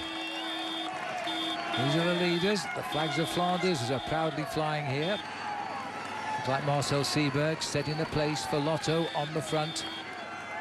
Everybody just allowing him to do it. They're all queuing up, waiting for the next move. Oh, they are. This is still a long section. Good to see Stuybar never very far away from the front of this main field. A lot of people believe that having been so close to the victory a couple of years ago, it could be the day for him. And Ethics Quickstep, I feel, have been so dominant throughout the classic season that they really do deserve a chance of a victory today. But so too would Team Sky like to get a victory for Sir Bradley Wiggins, who's riding his last major race for Team Sky before concentrating on his preparation for the Rio Olympics. Well, the American setup, United Healthcare, should be pretty pleased, because that looks like it's Frattini again coming up on the left towards the head of this major part of the race, as they're now going into their headwind according to the British flags there. But they'll always change direction as they zigzag their way towards the stadium in Roubaix. And then, of course, we're in the bowl itself, so the wind comes from every direction, but it will be a tailwind sprint to the line. Pressure on again. Now, is this another move here that starts out the action for Ethics? They're getting a little bit twitchy once more. Well, this is a very serious move now coming forward there from Ethics Quickstep. I mean, when you look at the flags of the Lion of Flanders, you get an indication of just how difficult the conditions are starting to be as we look at 44 kilometres to go off that section of cobblestones now. And now all of a sudden we have a little bit of a gap starting to be prized out. And that's how the move started here. It looks like it's Van Kielsbroek who's put the pressure on the left of our picture. Marcel Seberg said, no worries, I'll just keep what I was doing. And that's the same tempo. Now we'll see if anybody can pick him up. We're down to 5 at the front. Yes, 1 minute and 28 seconds, 44 kilometres, not much more than an hour of racing now. These riders now realise they're getting into the nitty-gritty. Minute 28, only 5 left of the original breakaway of 9, and we're just on 27 miles to go to the finish. Here we are now, back with Stijn Vandenberg, the Belgian rider who shot to fame once a long time ago. He turned pro and then won for the team that didn't last very long, Unibet.com it was called, and he won the Tour of Ireland after winning the opening stage back in 2007. Well, Race Radio is actually saying it's only a minute the gap between the leading group of 5 and Stijn Vandenberg, so he's 15 seconds ahead of this group of the main contestants, and now putting Sky on the back foot. It means that all of the other teams, apart from Ethics Quickstep, have got to do the pacemaking now, giving riders like Zdeněk Stuybar a little bit of respite before hopefully launching something later on. And I'm sure he's thinking back to that crash that he almost had in 2013. Well, the battle of the two big teams, Sky and Ethics Quickstep now. Sky have had the wings clipped today, a lot of it due to bad luck. Geraint Thomas puncturing twice, falling once. Stannard very much up there, but Wiggins is going to have to try and bounce off the movements now, the tactics of other teams, I think, and wait for the moment. Coming out of Sector 9. Well, it sounds easy, doesn't it, when you say it quickly. 8 sections of cobblestones to go, but some of those sections are 2 and 3 kilometres long, and of course the very, very famous Cavé de la Carrefour de l'Arbre. That's a long, hard section. They call it the pavé bleu in this part of the world because they're blue granite. Very, very smooth indeed. And when you come to the final 500 meters, it's slightly uphill. But this is a great ride by FDJ and the French national champion in second position there, Arnaud Demar. Well, he said if things went well, he felt he could give a result here, and France would be delighted if he could deliver today. Yes, I find it very strange. He hasn't managed to crack up with a victory so far this year. He won 16 races last year, the French national champion, but he's a very confident rider, and he decided to stay on board with FDJ when their other rider, their other sprinter, Nasser Bouhanni, decided to jump ship and move across to Team Cofidis. Well, it's a good time for a Frenchman to win. There's been no French winner of this race since Frédéric Guédon. Guédon, by the way, is French for handlebars. He won back in 1997. And that at the time was a little bit of a surprise. Another strange rider, Frédéric Guédon. He didn't win very many races, but he won some big ones. Well. In fact, one of the last races that he won as a professional cyclist was Paris Tour. Yes, and he's retired not long ago. Tim de Klerk there, driving the breakaway on at the moment. They're still clear, but there's only 5 left. 4 have now gone. Smooth roads at last as we head around the inanimate bicycles there on the roundabout. This is still Vandenberg. He's hanging in there. He's got about 15 seconds still on the chase, but this is a very serious move, this, to try and draw the string of the others. And they know they've got to chase him, because if they don't, he will win. He may not have won a race since 2007, but he's had a part in many other victories for his team. Well, Phil, who would have predicted last year that the winner of this bike race was going to be Nicky Terpstra? Until that point, he'd never been a prolific winner of the big one-day races. But all of a sudden, because of the strength of his team, Ethics Quickstep, having power in numbers, and that could go to the advantage of Vandenberg here this afternoon. Still a lot of riders in this peloton unwilling to set the pace at the moment. We're on to sector number 8 now. That means 8 sectors left. This is Pont Thibault. 1.4 kilometres, a mere 3 stars. Yes, a mere 3 stars there, but you can see how the crown is right in the middle of the cobblestone sections. And if you're a car buff, by the way, a number of years ago when they started lowering cars too much, there was a big problem for sections like this, because the sump of the car would actually bottom out on the cobblestones, and you could end up without having any oil in your engine. And I know 1 or 2 cars failed to finish Paris-Roubaix. Again, not a bad test bed. 1 minute 14, but that is back to the main field at the moment. This man here is closing in on those leaders, and it could change the face of this race if he reaches them and deliver the biggest surprise for many years. Stijn Vandenberg now wisely just taking on a little bit of fuel for the rest of the ride, even if it is only 38 kilometres. He's on to sector 8. Yep, sector 8, Pont Thibault rides it down the middle. He's a big, powerful rider. When you look at the body shape and style of him, a little bit like... I spoke to Sean Yates before the start of this race. He was talking about the build that you need for a race like Paris-Roubaix. Sean should know, because he finished in 5th place there before going on to be a team manager. The peloton arrive at sector 8 now. Just 8 sectors left. They're chasing 5 leaders and 1 man from Ethics, Stijn Vandenberg. The gap is 71 seconds, the spread. And now they're just getting on with the job of chasing it down. It's time. Marcus Seberg came to the front there to overtake Andre Greipel. You can see, oh, there's a crash there for them. That looks very much as if one of the riders has gone down from Lotto. Well, the rider who has gone down there was, in fact, Lars Bak, who fell into the crowd. Just going so fast. They were going so fast as Lars Bak went around that corner. He ran out of space, and in fact, he scared 1 or 2 spectators. Fortunately for them, I wouldn't say it was sand there, a little bit muddy, but hopefully everybody gets up. Back to the front, though, you can see, though, oh, this is bad news for the French national champion. He's got a flat back tyre. Arnaud Demar has a flat back tyre, and now he wants a wheel. Now, how close? The service is there. That might be a piece of fortuitous happening for Arnaud Demar. Well, there's a pressure now onto the neutral service motorbike there. Get this wheel changed as quickly as you can, because we're inside of 40 kilometres to go, inside of 25 miles to go.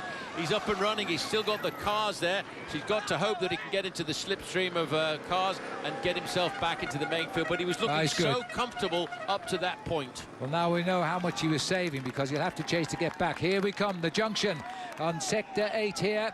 as they come up towards. This is Stijn van den Berg now as he bridges the gap. A minute 12 seconds back to the main field.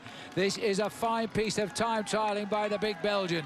Yes, that's Adam Blythe in front of him there, number 103 for Orica Greenedge. He was in that leading breakaway, looks across and says, whoops, I don't think I want to get on that train here this afternoon. It's going a little bit too fast for me. Oh, he's gone straight by them. He's on a mission now, is the Belgian rider Van den Berg.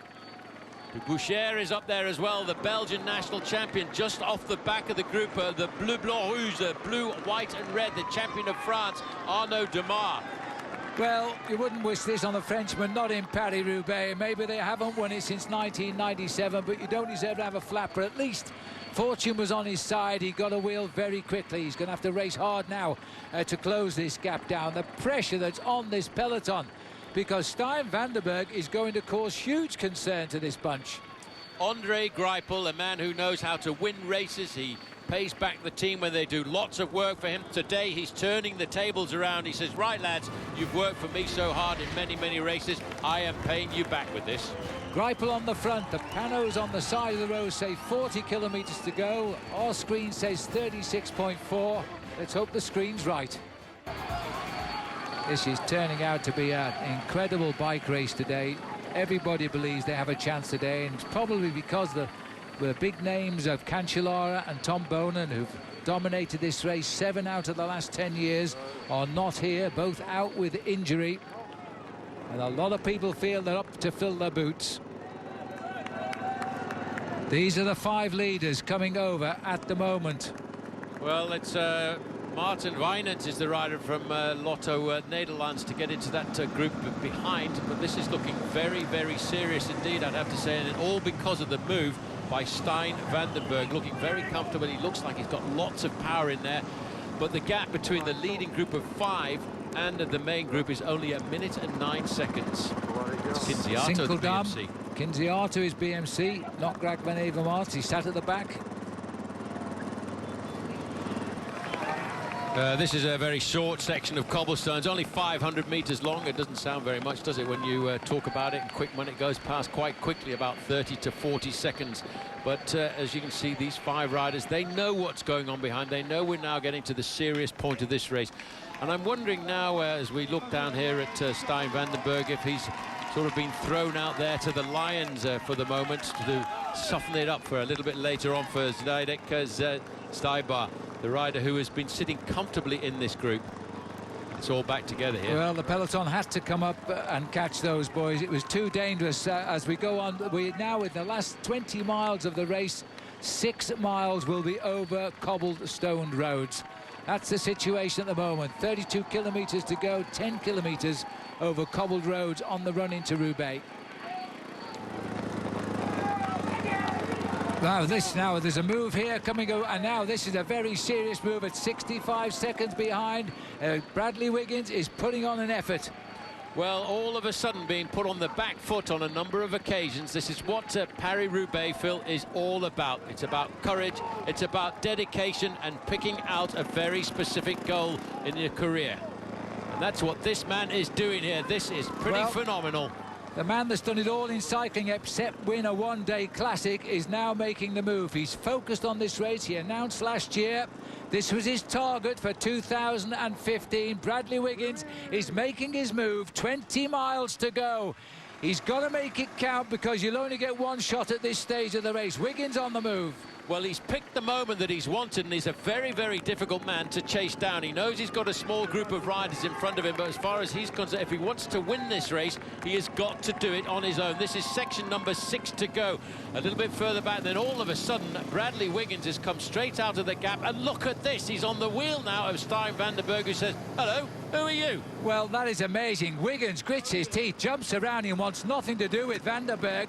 Turns on a world champion time trial, because that's what he is, as he now turns the screw. The Belgian national champion, Jens de Boucher, trying to get across. If you don't get onto the wheel of a man like Bradley Wiggins very, very quickly, it's tough to close down that gap. Let's have a look at this one more time. Look at that acceleration, picking the right moment at 31 kilometres to go. This is a crucial section of the race here. There are 2 sectors 6, by the way, making a total distance of 2.9 kilometres. as we're on to the first part of that sector. The field now are going to have to organise themselves, because when Wiggo starts firing, he's a very difficult man to catch. But Phil, this is one of those moves. You can only make it once in a race like this. You can maybe only make it once in a career, but Bradley Wiggins has suddenly said, this is where I want to go. You know, he started riding the cobblestone sections of this year's Paris-Roubaix back in the month of December. Just as he would prepare himself for the track, he went over these cobblestone sections, measured the time. But I've just noticed coming across the gap, Stuybar from Team Ethics Quickstep. That is dangerous. Stuybar said before the start, the man he thought the most dangerous in this race today would be Bradley Wiggins, so he's bound to go. Well, he saw that as a move. He knew it was very important, but that shows confidence, that shows dedication. Bear in mind, this man has announced 12 months ago, having sort of got into the top 10 in Paris-Roubaix by mistake. Bradley Wiggins has said, I'm going to make this my last big race on the international circuit. He will continue to ride some small races, ride the Tour of Yorkshire, he'll ride 1 or 2 races in the UK, building himself up for the Olympic Games in Rio. But for him, he's dreamt about this race since he was a kid. He's watched this race on television, and what a way to go out if he could do it.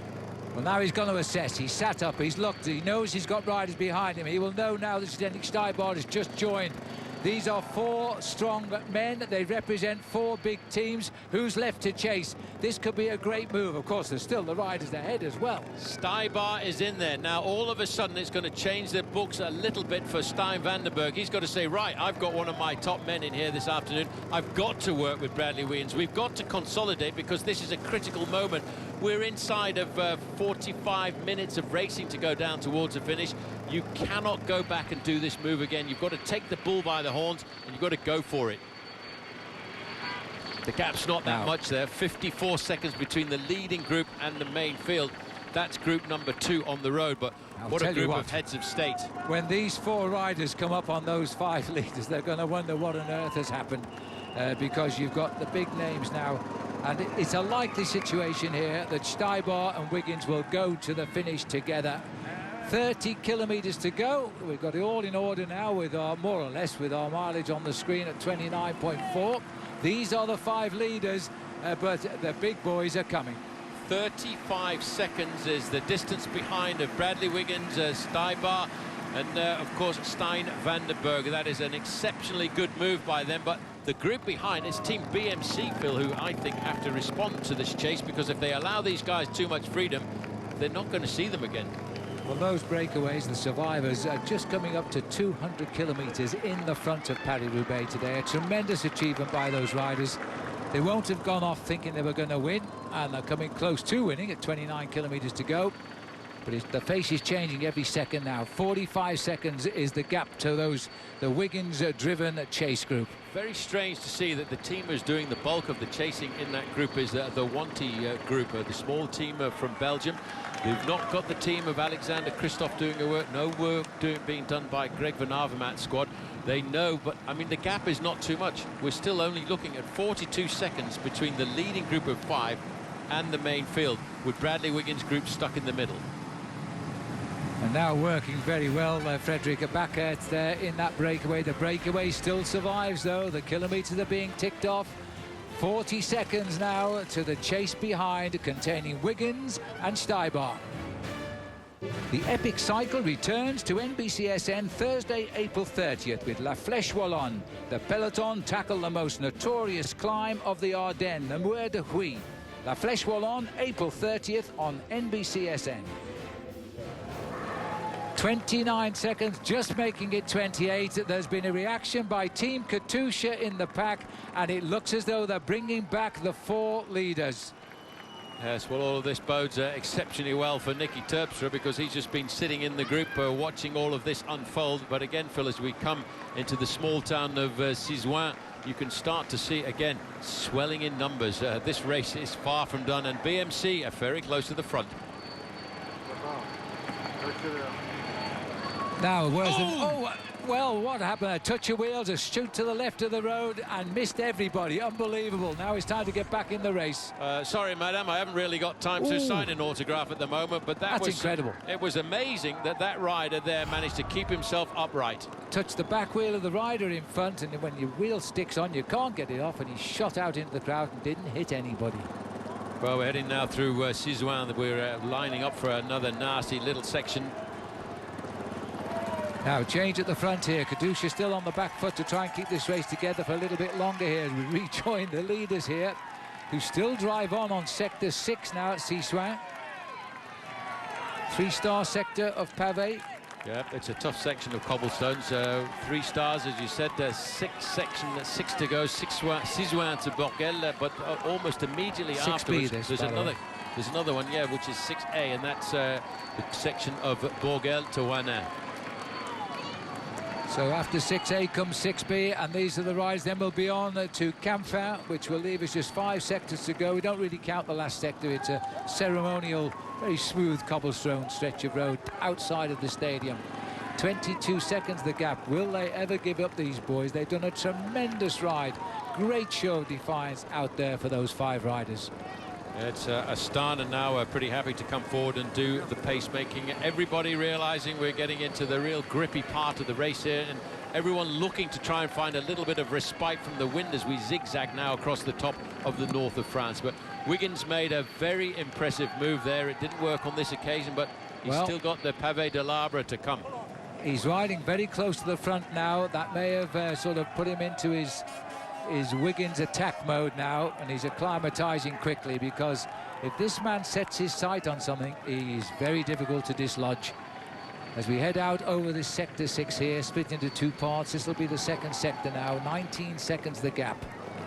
Well, this is the sector that many years ago saw the move by André Schmil, who was down as a Ukrainian winner of Paris-Roubaix. Difficult to know whether he was Ukrainian, Moldovan or Belgian, because he changed his nationality 3 times during the course of his career, but he certainly was a great specialist at the one-day classics. Yeah, he won the race, you know, Paul, for Moldavia back in 1994. He also finished second in 95 for the Ukraine. So he's got 2 countries on the list there. And probably got a placing on the podium for Belgium as well, so quite an interesting that's what he is character now, isn't it? Yeah. Anyway, as you can see, this is the back end of the group, and you get a chance to see many of the riders also using slightly fatter tyres for Paris-Roubaix, up as much as 28 millimeters to give them that little bit of extra comfort as they now start to move away. So as we look here, Astana's been pretty active today, all day, and the man who's still very much part of this, we haven't seen too much of, is Lars Bohm. Now, you might remember him on stage 5 in the bad conditions over the cobble roads. In fact, the same day that cost Chris Froome his chance in the Tour de France. He won that stage, sees it as his greatest moment so far in his career, and he is a man for the cobbles and could be a rider we're going to see a lot of in the next 20 kilometers. Again, Phil, one of those riders we haven't talked about very much during the course of the day. He's been sitting there in the main field, nursing his way over the cobbles, making sure he's not been involved in accidents, not getting himself involved with any injury announcements out on the course, and nursing his way through, waiting for the final few moments. The leaders now just down to 4 men, with that big man Gregory Rast in that white jersey there from Team Trek Factory Racing, still looking comfortable. Well, as we continue on, Grutsev is the rider near the back here, riding a very good race, and so far pretty anonymous. There is Mikkel Morkov, the Danish rider, tagged on the back for Tinkoff Saxo. Now Peter Sagan, a little cheeky move this, just seeing who's paying attention, I think. The answer is they all are. Well, I think he wants to take cobblestone over the border to Belgium tonight, because there's a big meeting with Tinkoff Saxo Bank to discuss the future and the organisation of the team. And Oleg Tinkoff, I'm pretty sure he'll be in the car on Paris-Roubaix today, and he will be trying to motivate his troops. And Peter Sagan, well, he's a guy who's got an unbelievable amount of talent. And he's been showing signs of refining that talent, actually, because he's been missing a little bit this year, Peter Sagan. But he has been tickling the results board. and let's see what he can do this time around. Well, funny, Phil, how when you talk to these team managers, they play their cards pretty close to their chest, because before we came on air, I rang up Sean Yates, one of the managers of Team Tinkoff Saxo. He's not in the team car today, and he said, no, I'm not really sure that Peter Sagan has got it under his belt to get the victory today, but here he is fighting for it. Well, we saw the relationship there. The gap was 8 seconds. It's now down to 6. The race is about to come together at around about 20 kilometres to go. And then it is going to be one incredible race. Number 11 down there must be now considered a serious danger. John Degenkolb. He's in with a real chance here, winner of Paris-Roubaix, of the Milan-San Remo. Can you imagine coming onto the velodrome here, Phil? John Degenkolb, Peter Sagan, Greg Van Avermaet. What a finish that would be. It would be a very close finish. And in fact, Christophe has said he's not scared at all about the sprint on this track here in Roubaix. Well, he's got such great form at the moment now as the attacks continue once more, as Sepp Van Mark, who says he's not sure where he is with his form, he's now putting the pressure down the front. He's a man who knows the podium here in Roubaix, and he's been in the sprint before for the win, didn't quite make it. Well, this is Sepp Van Mark. He's been riding a very cautious race up to now, and he's decided this is a good moment to make the move. He looks over his shoulder to see whether or not he's got the gap. There are the leaders, and they're about to be wiped away with just 22 kilometres to go. So the race comes together with a total of 50 kilometres, the spread for the breakaway. All the rest, they've been in the lead in this race. They're left with 22.5 kilometres to go. They got away at 30. It's a very select bunch that's done it, and Sepp Van Mark is the first to reach him and put the hammer down at the front. Yes, but he didn't get the gap that he was looking for. It's a general regrouping at the front, but now we're starting to see a rather serious little move organise themselves. This is the moment when the junction has been made, but the fact that they've sat down like this, Phil, indicates it'll probably come back together. Well, we're kind of all together, and it is still literally anyone's Paris-Roubaix right now. Nobody wants to say enough is enough. 16 riders down there, and they're looking into the distance. There's the peloton, so they haven't really got away from what is a large group of chasers at the moment, being led by the Lotto Jumbo team, trying to bring the race back together at this stage. Well, Greg Van Avermaet is in this group. Bradley Wiggins is in this group. Alexander Kristoff is in this group. These are serious names. All of the guys we talked about at the start of Paris-Roubaix are here at the moment, thinking about the next section of cobbles coming up. Just noticed Luca Paolini there, the winner of Ghent-Wevelgem. He's the rider with the beard. Seems as if to be a top professional bike rider these days, you have to have a beard. This is the corner, the left-hand corner. Well, that's for the second group as well. They're trying to put things to rights here. The spread is still 19 seconds, but that's between these two and the other riders who are trying to stay at that lead group. We're on to Sector 5 now at Canfin. This is a 4-star stretch of nearly 1.5 kilometres, just under a mile. Well, this section of cobblestones a number of years ago, I remember a young bike rider in a group with George Hincapie. His name was Tom Bonan on that occasion. Hincapie crashed and Tom Bonan rode on to finish on the podium alongside Johan Museo, and that was the start of a long relationship that Tom Bonan had with this bike race. 4 times a winner, and unable to participate this year after a sad and unfortunate crash in Paris-Nice where he dislocated his shoulder. The gap between the two leaders and the rest of the elite group of men in Paris-Roubaix there, not very much at all. 20 kilometres on that board.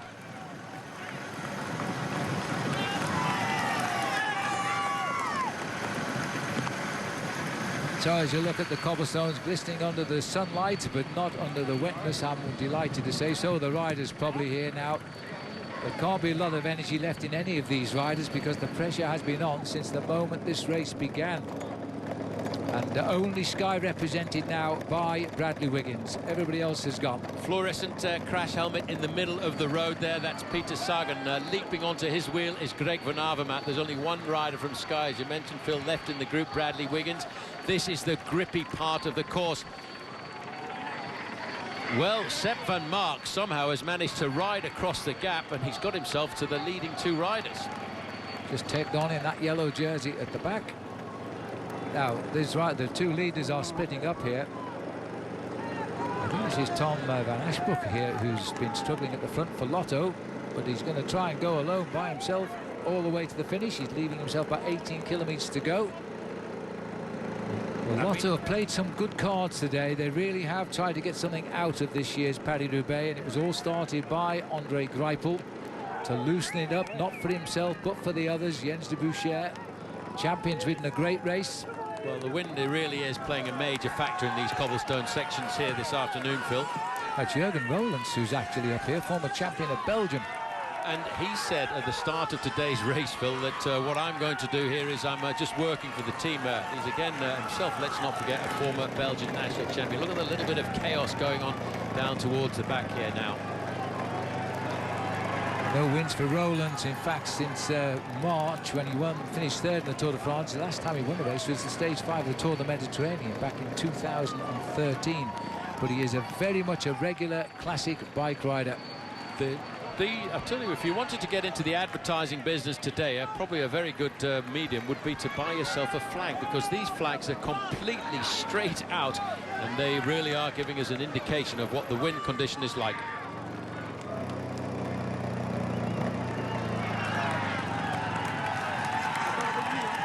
On to number 4. 4 sectors of cobblestones left. That's about 5.5 kilometres of cobbled roads today. We're on the Carrefour de l'Arbre. 5 stars and just over 2,000 metres, and it's a Belgian rider taking them onto the cobblestones. And Belgian riders have won this race 56 times out of the possible 113. Not quite so, because we had 2 winners one year. And I tell you, yeah, that was 1949 exactly. 2 winners given the overall victory. Just looking there at the cobblestones there, Phil, you can see how smooth they are. Still a big group here. Still anybody could come out of that group with a final lunge for the finishing line. This is the rough section. It's wet here, it's treacherous. It's a dangerous section here, the Carrefour de l'Arbre, Phil, because you've got the cobbles, but on the side you've got like a ridge of cobbles, and riders will jump onto the smooth part and then try to jump their bike, bunny hop their bike back onto the cobblestones to get around the corner. He looks pretty good here, Jurgen Roelants, I would have to say, but he's knowing that there's going to be a response coming behind. He's got the legs. 7th in this year's Grand Prix E3, which was won by Kevin Thomas. 7th in the Ghent-Wevelgem, won by Luca Paolini, who's back in that chase. And 8th last weekend in the Tour of Flanders. He's got the form, but can he hold them off? 15.8 kilometres to go. Well, I tell you what, this section of cobblestones, the Carrefour de l'Arbre, has seen some very nasty crashes in the past. A couple of years ago, we had Stuybar almost taken out in an accident on this section. And also, let's not forget that Thor Hushovd, who was in the chance of getting himself a victory, also had a very nasty accident on this section. I tell you what, though, for the wind today really has got out on the course, because when you look at the flags here in the velodrome, they're hardly moving at all. Just look at these roads now, as it looks like there's that Ian Stannard trying to get through at the back there as well. 16 seconds the spread. These riders are hanging on the cobbles and trying to give it their best shot on the smoother roads right now. But Jurgen Roelants has played his card, and he's going to have to try and go to the finish now. He might be being joined here. Well, in fact, there's a lot of work being done. There's 2 riders have managed to get into this group from Team Sky, and that number of riders has swelled once again. The wind, though, Phil, when you look at the flags there, is unbelievable. It will be the rider's enemy, and it could be the thing that really decides who wins this bike race at the end of the day. I think the situation is, though, they've turned into the headwind at the moment, which rather favours the chasers. And they've managed to get across that gap and hook up again. There's an awful lot of riders at this stage of a Paris-Roubaix, which leaves the man that just hits it right, makes the move, wins the day. 12 seconds to go to Jurgen Roelants. He's not getting clear yet.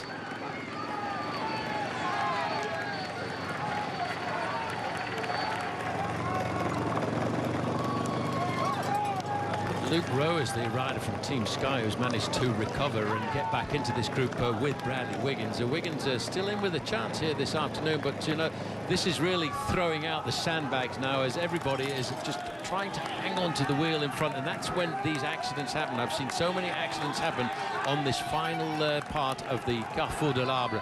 There it is. There is the cafe just over on the left-hand side. They've got this right-hand bend.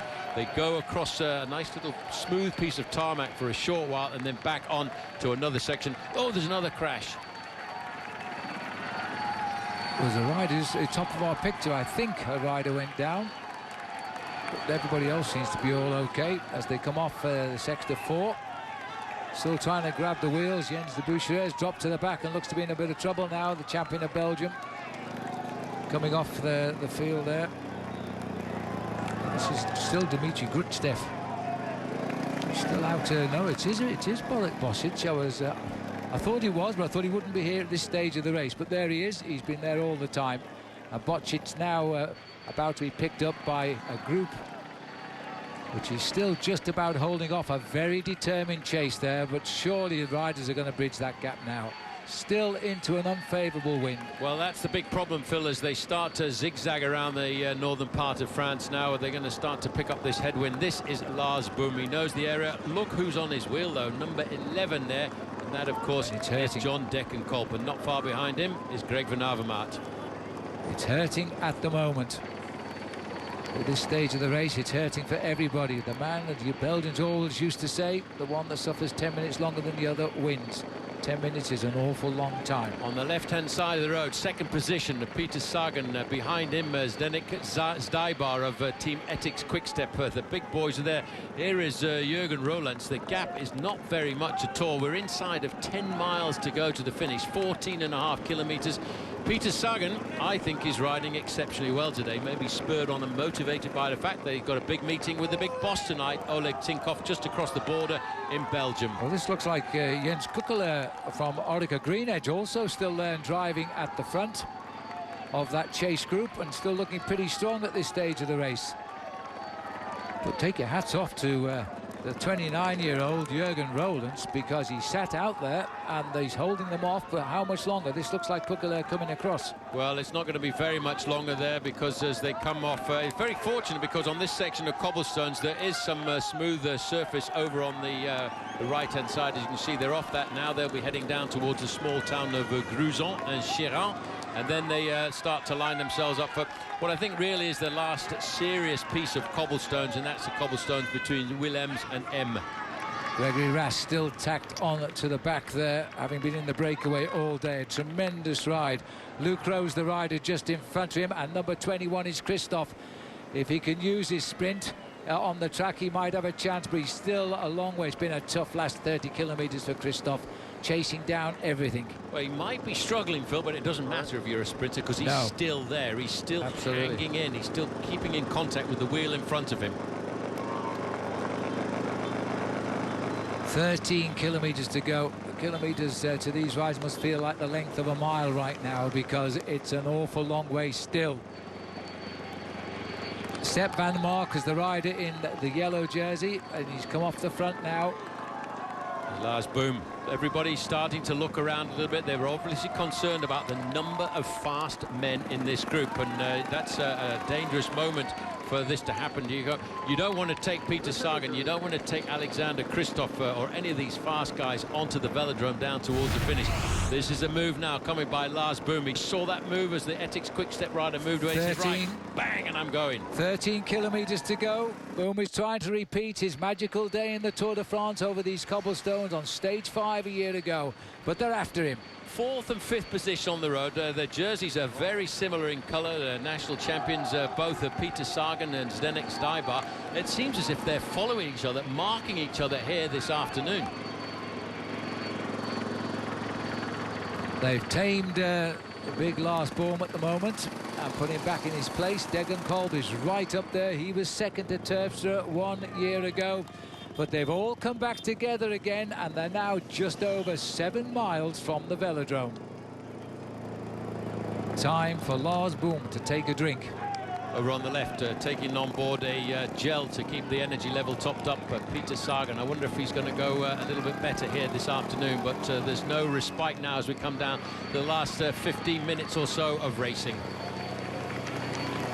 Everybody making a tentative. It's a very difficult ride to the finish today. And the peloton, it might be a little bit of a move. This was just a chance because they've slowed down.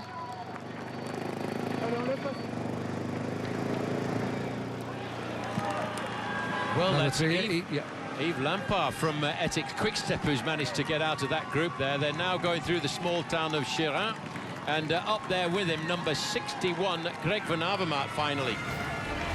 Yeah, he put the move in. Well, he's gone at 11.5 kilometres to go, 12 when he made the move.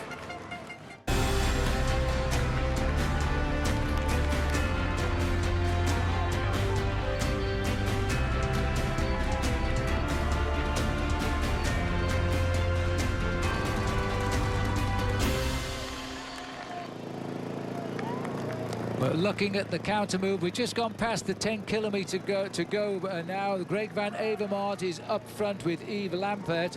But John Degenkolb, who's just caught up with De Backer, we've now got two riders on the same team trying to chase them down. Yeah, De Backer went out first of all as the pilot fish, if you like, and once he saw the move, in fact, then John Degenkolb jumped across to join his teammate, Sepp van Mark. A big sign on the side of the road. They're all shouting for him here this afternoon, but we're really getting into the closing part now.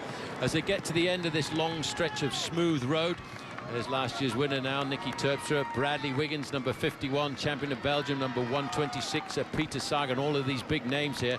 But they do realise that they've now got to put the money on the table if they want to win Paris-Roubaix. There's still a blanket over all of these leaders here. 13-second spread. Lampert goes round on the back wheel of a big danger here in Greg van Avermaet. He's not helping him at all. I don't think he will help him at all either, but it could all change if the two giant riders come across. That'll put four strong riders up front. Well, there's just, as for my book, there's just one serious section of cobblestones left, and that's the section of M. Now, this is a brave ride by a man who could sit in the back and wait for the sprint. John Degenkolb used his teammate for a little bit of time there, and then all of a sudden said, look, my teammate hasn't got the power left. I'm going for the win here this afternoon. The winner of the first monument of the year, Milan-San Remo, with a very, very good sprint. It's a very brave move too, coming at 8.5 kilometres to go by John Degenkolb. So he now tries to reach the two leaders, and that'll confuse Lampert if he gets up, because he will work with Greg van Avermaet, and they'll take it to the sprint, and they can both sprint when it matters. This is the moment when everybody starts to look at each other. The two leaders, Tête de la Course, the head of the race. This is the penultimate section of cobblestones. It's a two-star, 1.4 kilometre long, the section from Willem to M. And the ultimate section is just a short few hundred yards. No real worry at all as they come into the stadium. But this is a great move now by the winner of Milan-San Remo, as John Degenkolb is throwing all his cards out the window now. He wants to reach these two leaders. He will work, and it looks as though Van Avermaet is beginning to hurt Lampert, or is he? Well, he doesn't want to wait till the final sprint. These are nasty corners there. I remember Henning Kuiper, I think 1983, was going around one of these corners, and his tyre popped off when he was only about 20 seconds in front. He managed to get a wheel change, and he managed to go on to the victory. So you've got to be very careful negotiating corners like this. Look at the damage now. This is the 245 kilometres of pain that's starting to really decide this race this afternoon. Peter Sagan has been aggressive. He's still in there with a chance, but his pedalling style there does not look very comfortable at all. I don't think it's yet the great Peter Sagan that we've seen of the last couple of seasons. No, his body language is not good there, but he's still hanging on in, and once you're in the velodrome, times change. Lampert has managed to tame that move by Greg van Avermaet. Avermaet on a mission now to finally get the result he's always threatened to do. John Degenkolb, second last year, out to spoil the party.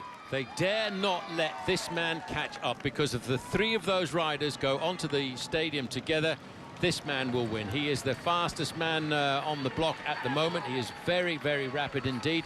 Alexander Kristoff, the winner of the Tour of Flanders, he seems to be in a little bit of difficulty a bit further back, but Van Avermaet, he has to do everything. There is one nasty little climb, though, before they get to the velodrome, and that's the climb out of the small town of M. But you know what? This man here, John Degenkolb, is doing a stormer of a ride. He's just about to make contact with the leading two. That's going to make 3 men. Well, he's going to get on around about 6 kilometres to go by the look of it. A determination on his face as he tries to join the winner of the Tour of West Flanders this year, Yves Lampaert, and also Greg Van Avermaet. 3 strong men on good form for the time of the year. Well, I tell you what, when Van Avermaet looks over his shoulder now, they're just about to turn left and come off this cobblestone section. When he looks around and sees that John Degenkolb is going to say, oh no, my luck is not in again today. That's it, they're off the section of cobble. There's only one ceremonial section of cobblestones left, and that's just outside the stadium here. And all of what's going on, oh, he's trying to take a drink on board from one of his followers there, one of his supporters, probably from just over the borders in Belgium. And now Lars Boom is at 25 seconds. It's going to be an all-out chase now down towards the finish. He has realised the seriousness of that move now. These 4 riders have got to sort it out quickly. Well, Stuybar is in 3rd position there, and he's not going to work at all because he's got a man in that leading group of 3, and a gap at 5.5 kilometres, just over 3 miles of racing left to go to the finish, is about half a minute. Now, will they work and collaborate with John Degenkolb? They know how fast this guy is. Well, there's the drink, and Degenkolb wants more action. He'll get nothing out of Yves Lampaert. He's not going to help him at all as they continue. He's not going to damage the fact that Nicky Terpstra is just behind him here, and he's saying, I can't help you, boys. Well, it's up to you guys. Stuybar as well is in that group up. There is Zdeněk Stuybar, and he will do everything he can to pull up. So all of a sudden, you've got a very good tactical situation for Etixx Quickstep at the front of this race. And let's not forget the champion of Switzerland who slipped into this move, who's finding very, very good form at the moment, Martin Elmiger. Jens Kukkeler is the rider from Orica Green Edge. Still sat at the back here is Peter Sagan. He's tired. I think he's out of this now. We all love Roubaix, especially when it's the last 5 kilometres of the race for those who've done all the work of the day. As always, there's a huge crowd waiting to welcome the riders for the 113th time. But the question is, which ride is it going to be? John Degenkolb has got to take the responsibility now. He knows he's the fastest guy in this group. He is getting some assistance coming from Greg Van Avermaet in the red and black jersey of Team BMC, but the man who will sit on the back right the way down to the finish is the Belgian rider Yves Lampaert, because he knows behind him, look at the gap now, it's just 11 seconds. Zdeněk Stuybar is in that group behind, and a lot of riders, most of the Belgian riders, said Stuybar is the man that we feel can win this today, but could he beat John Degenkolb on this velodrome? I don't think so. 5 kilometres to go, had a and Sagan's had a change of bicycles here. That's the best he could do at 5 kilometres out. This is how it happened. Car was right on the spot there. Talk about quick. This is how you do it. Get rid of the bike, wait for the mechanic to come on board. The mechanic got the bike off very, very quickly. With a bit of luck, Peter Sagan might just get himself back into that group for the finish line. But this is where the race is on. Inside of 5 kilometres, John Degenkolb looking very strong. He's got assistance coming every now and again from Greg Van Avermaet. Etixx Quickstep, because of the strength in numbers, this man number 3 will not collaborate. No, and he knows that behind, 10 seconds back, is Stuybar riding with Jens de Kukkeler of Orica Green Edge, doing the ride of his life, I might add. And also back there, Martin Elmiger, who's making the pace here at the moment, and Lars Bohm. They're the 4 riders who are chasing. Elmiger's having a new lease of life in these one-day classics. An amazing guy. Yeah, certainly the Swiss national champion. He's quite happy to collaborate in a group like this. These guys now are down to 10 seconds. This is the slight drag away from the town of M. They can see the 3 leaders in front of them. You know, we may well... Stuybar's going. He's trying to reach him on his own. Lars Bohm couldn't make it. He saw him go, but he just come off the front. De Kukkeler's trying, but he hasn't got it. Stuybar's crossing by himself. Well, now there's trouble. Well, just going back from there, there's Lars Bohm, number 81. He's decided, right, nobody's got any power left in this group anymore. I'm off as well now, because this is the moment. It's critical to try and make the junction before they go over the top of this false flat. John Degenkolb, he's put his cards on the table. This man could have sat back and waited for the sprint, but now all of a sudden Peter Sagan riding himself into that group. He didn't have all of the luck on his side here this afternoon. He'll be just about to make it. It makes his junction with the 3rd group on the road. the three leaders, but very shortly, Phil, I'm sure if we pull back, we're going to see Zdeněk Stybar. It's a big effort by the former cycling world champion at cyclocross as he tries to reach them now. He's suited to Paris-Roubaix. He's had a high finish before in this event, but he's never been on the podium. That's maybe about to change. And this is why Lampert has done no working in this breakaway, because he wants that man down there to join him at the front. Wow, look at the speed. Now, there you can see Lars Boom has been picked up by the other two in the group with him. Martin Elmiger, Kukulera is number 106 for Orica Green Edge. Stybar is a class actor. This guy, I think it's going to be a big showdown once he gets to the velodrome here, because he will be thinking about what he could have done a couple of years ago when he was in a position to win Paris-Roubaix. But can he beat John Degenkolb, Phil? Degenkolb is so quick, but has he left too much energy out on the road with that move? 3.3 kilometres to go. One thing's for sure now, no fairy tale repeat for Nicky Terpstra here in Paris-Roubaix, and no fairy tale goodbye to Team Sky for Sir Bradley Wiggins, also out of the hunt now. The win will come from these guys. But will it be Ethics Quickstep as it was 12 months ago, because they have got the chance of being superior in numbers once again. Bradley Wiggins is making a little bit of move there from the group. He realises Paris-Roubaix, his last major race on the road as a professional cyclist, is almost over. He's going to get every last little bit of energy out, and he's opening up the gap. Look at that. Well, that's a big effort by Sir Bradley, and the great champion he is too. Everybody said if he were to win today, he'd be one of the greatest cyclists of all time. On the road, time trial, and on the track. A multi-Olympic and world champion. Look at this move. This is the move that he made as we started to come That's in a towards tremendous him. effort by Bradley. Everybody scrabbling for a place on the podium at Paris-Roubaix, where, by the way, they're putting the bikes on the podium as well today to pay tribute to the machinery that's got them over these cobblestones. It's all coming together. It's all coming back together. At 2K. We're not far away from that final ceremonial section of cobblestones. Now, all of a sudden, you've got Lampard, looks over his shoulder. He's got to keep this nice and high. He's got to make sure those three other riders don't come back. He will sacrifice himself now. That's the advantage of having a teammate in at the kill in a race like this. John Degenkolb will be doing everything he can to try and recover from that massive effort that he made. Sitting there, Greg Van Avermaet is trying to figure out, how am I going to beat these other guys to the line to get the big victory that we need? Well, Elmiger, and then the lighter coloured jersey there of Lars Bohm, and the Kukulera of Orica coming up towards this group. This is going to be one finish on the velodrome, and this velodrome's seen some great finishes in its time. Lampard, Stybar, Degenkolb, Van Avermaet, they're the men to catch, and they're only 1.5 kilometres from the finish. Well, this is the final section of cobblestones. They're a very nice section of cobblestones named after Krupeland, a former winner of Paris-Roubaix. There is the Flamme Rouge. They'll swing to the right, and they will come into the loud crowd on the... It's all back together. It's all together. Boom outside a kilometre to go. Well, there we go. It's back now to a 7-man leading group. They're swinging right. One more right-hand turn, and they'll be onto the velodrome. They will do 1.5 laps of the velodrome. It's going to be very, very critical now. Going to be a difficult one to call. I'd have to say that John Degenkolb must be the #1 favourite. He's a fast sprinter. He'll be looking for this. Here they come into the stadium. The crowd roar them onto the track. It's a long time since we've seen a 7-man sprint at Roubaix Velodrome. Not surprisingly, Lampert brings them through to the bell. The sacrificial lamb, is he setting it up for Stybar?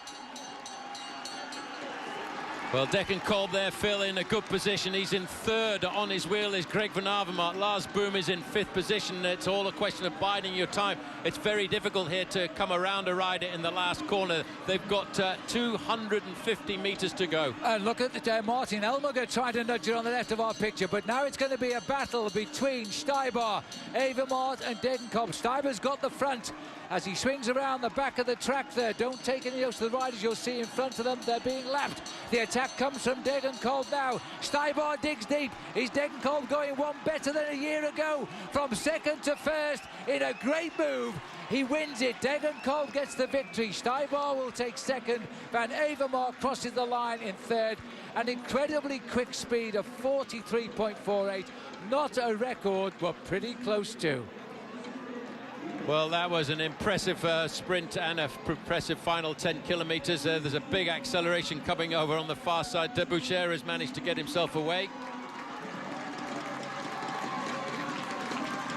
So as the riders come over the line, Luke Rowe, I think it is, has just come in there. Which is a pretty good ride for Team Sky by Luke Rowe. Yeah, so Bradley Wiggins comfortably in the back end of that group. What an incredible finale, but hats off to John Degenkolb, the man who is renowned as a sprinter, could have sat in that group and waited for it all to unfold in front of him, but he took the responsibility. He made the move when he had to make the move. He jumped across to the leading group of two, and even when it came down towards a finish, he still had the power to finish it off. Formidable riding by Degenkolb, the 26-year-old, had his 26th birthday in January. And now he's got himself two huge classics this year. Milan San Remo he opened up with, and now he's got the one. He was disappointed last year when Terpstra slipped away and he had to take second. Now he's got the victory here in the 113th, lucky for some, Paris-Roubaix. An inspired sprint. He was never going to be beaten today. He made that move and he made the race his. Very tight finish between Van Avermaet and Stuyber. But I'm just waiting to see. I think Stuyber got it. It looked like it to me. We're not in a very good position on the finishing line to see that. Van Avermaet in third place. But there's no doubt who won that today. It's his third victory of the year. It all began in Dubai when he won the stage of the Tour of Dubai. What a great race this was.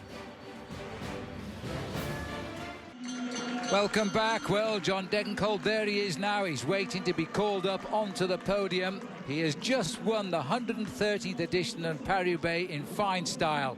He took the lead in the back straight on the last circuit of the velodrome, and once he came off in towards the finishing straight, there was no one going to catch him. He was pulling away all the way to the line. Bernard Hinault congratulates John Degenkolb, who now becomes only the second German cyclist to win Paris-Roubaix. The first was Joseph Fischer in 1896, and 113 editions later, it's now John Degenkolb. His whole team here staying for the big moment, a huge moment for the team, Giant Alpecin, as well as for John himself. He'll have a job getting to sleep tonight.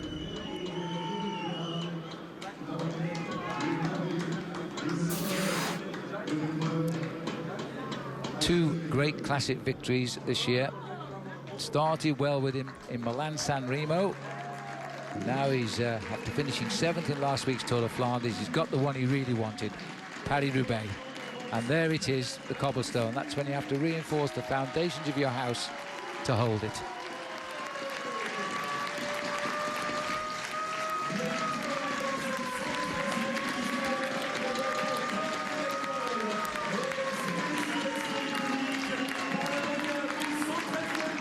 And I'll tell you what, that trophy is as heavy as it looks.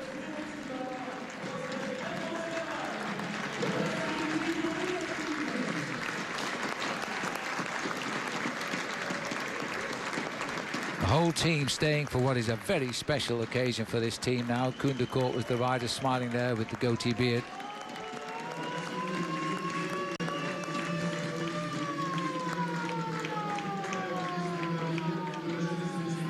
The race he always dreamt of winning. Well, now he has. Well, let's have a look at the results then. John Degenkolb, the winner today, having finished second a year ago. Stuyber, the former world cyclocross champion, having to be content with second place, but his first time on the podium. Greg Van Avermaet in third. Lars Bohm in fourth, and the Swiss road race champion Martin Elmiger. What a great ride. Fifth place for him. Looking further down, the British rider Luke Rowe in 8th place. And Alexander Kristoff, a big favourite today, won't be too happy with 10th. Now, Paul Sherwen, who left my side a moment ago, has now caught up with John Degenkolb. He's down there behind the podium. Let's hear from Paul. When you made that big move to chase down Greg Van Avermaet, were you concerned afterwards when the group came back and there were 7 riders came onto the velodrome together? I didn't actually know that we were with 7 guys, but yeah, at this moment you are really like in a tunnel, and you just follow. I just follow my instinct, and there's there's nothing what you can plan and do something. I mean, you listen into yourself, and if you have the feeling this is the right moment, and this is the right wheel what you have to follow, then you just have to follow, and there's no discussion, there's no not 1 second to think about it, and it's hard to describe. Final question, how important and how big is this for Germany? I think it's really big, and I hope that we also get now the attention what we deserve, and I'm really proud to be since such a long time a German winner here in this race again, and we have a German sponsor again, and I'm really happy to present this sponsor on the podium of Paris-Roubaix with a stone in my hand, and it's unbelievable. Well, of all the big races he's won, this is the one he really wanted, isn't it? Well done, John Degenkolb. And remember, it's not the end of the one-day classics here on NBCSN, because coming up will be Flèche Wallonne. And don't forget, for a full schedule, check in on our sports site, NBCSports.com. For Paul Sherwen, I'm Phil Liggett saying until the next time, we'll see you. Goodbye.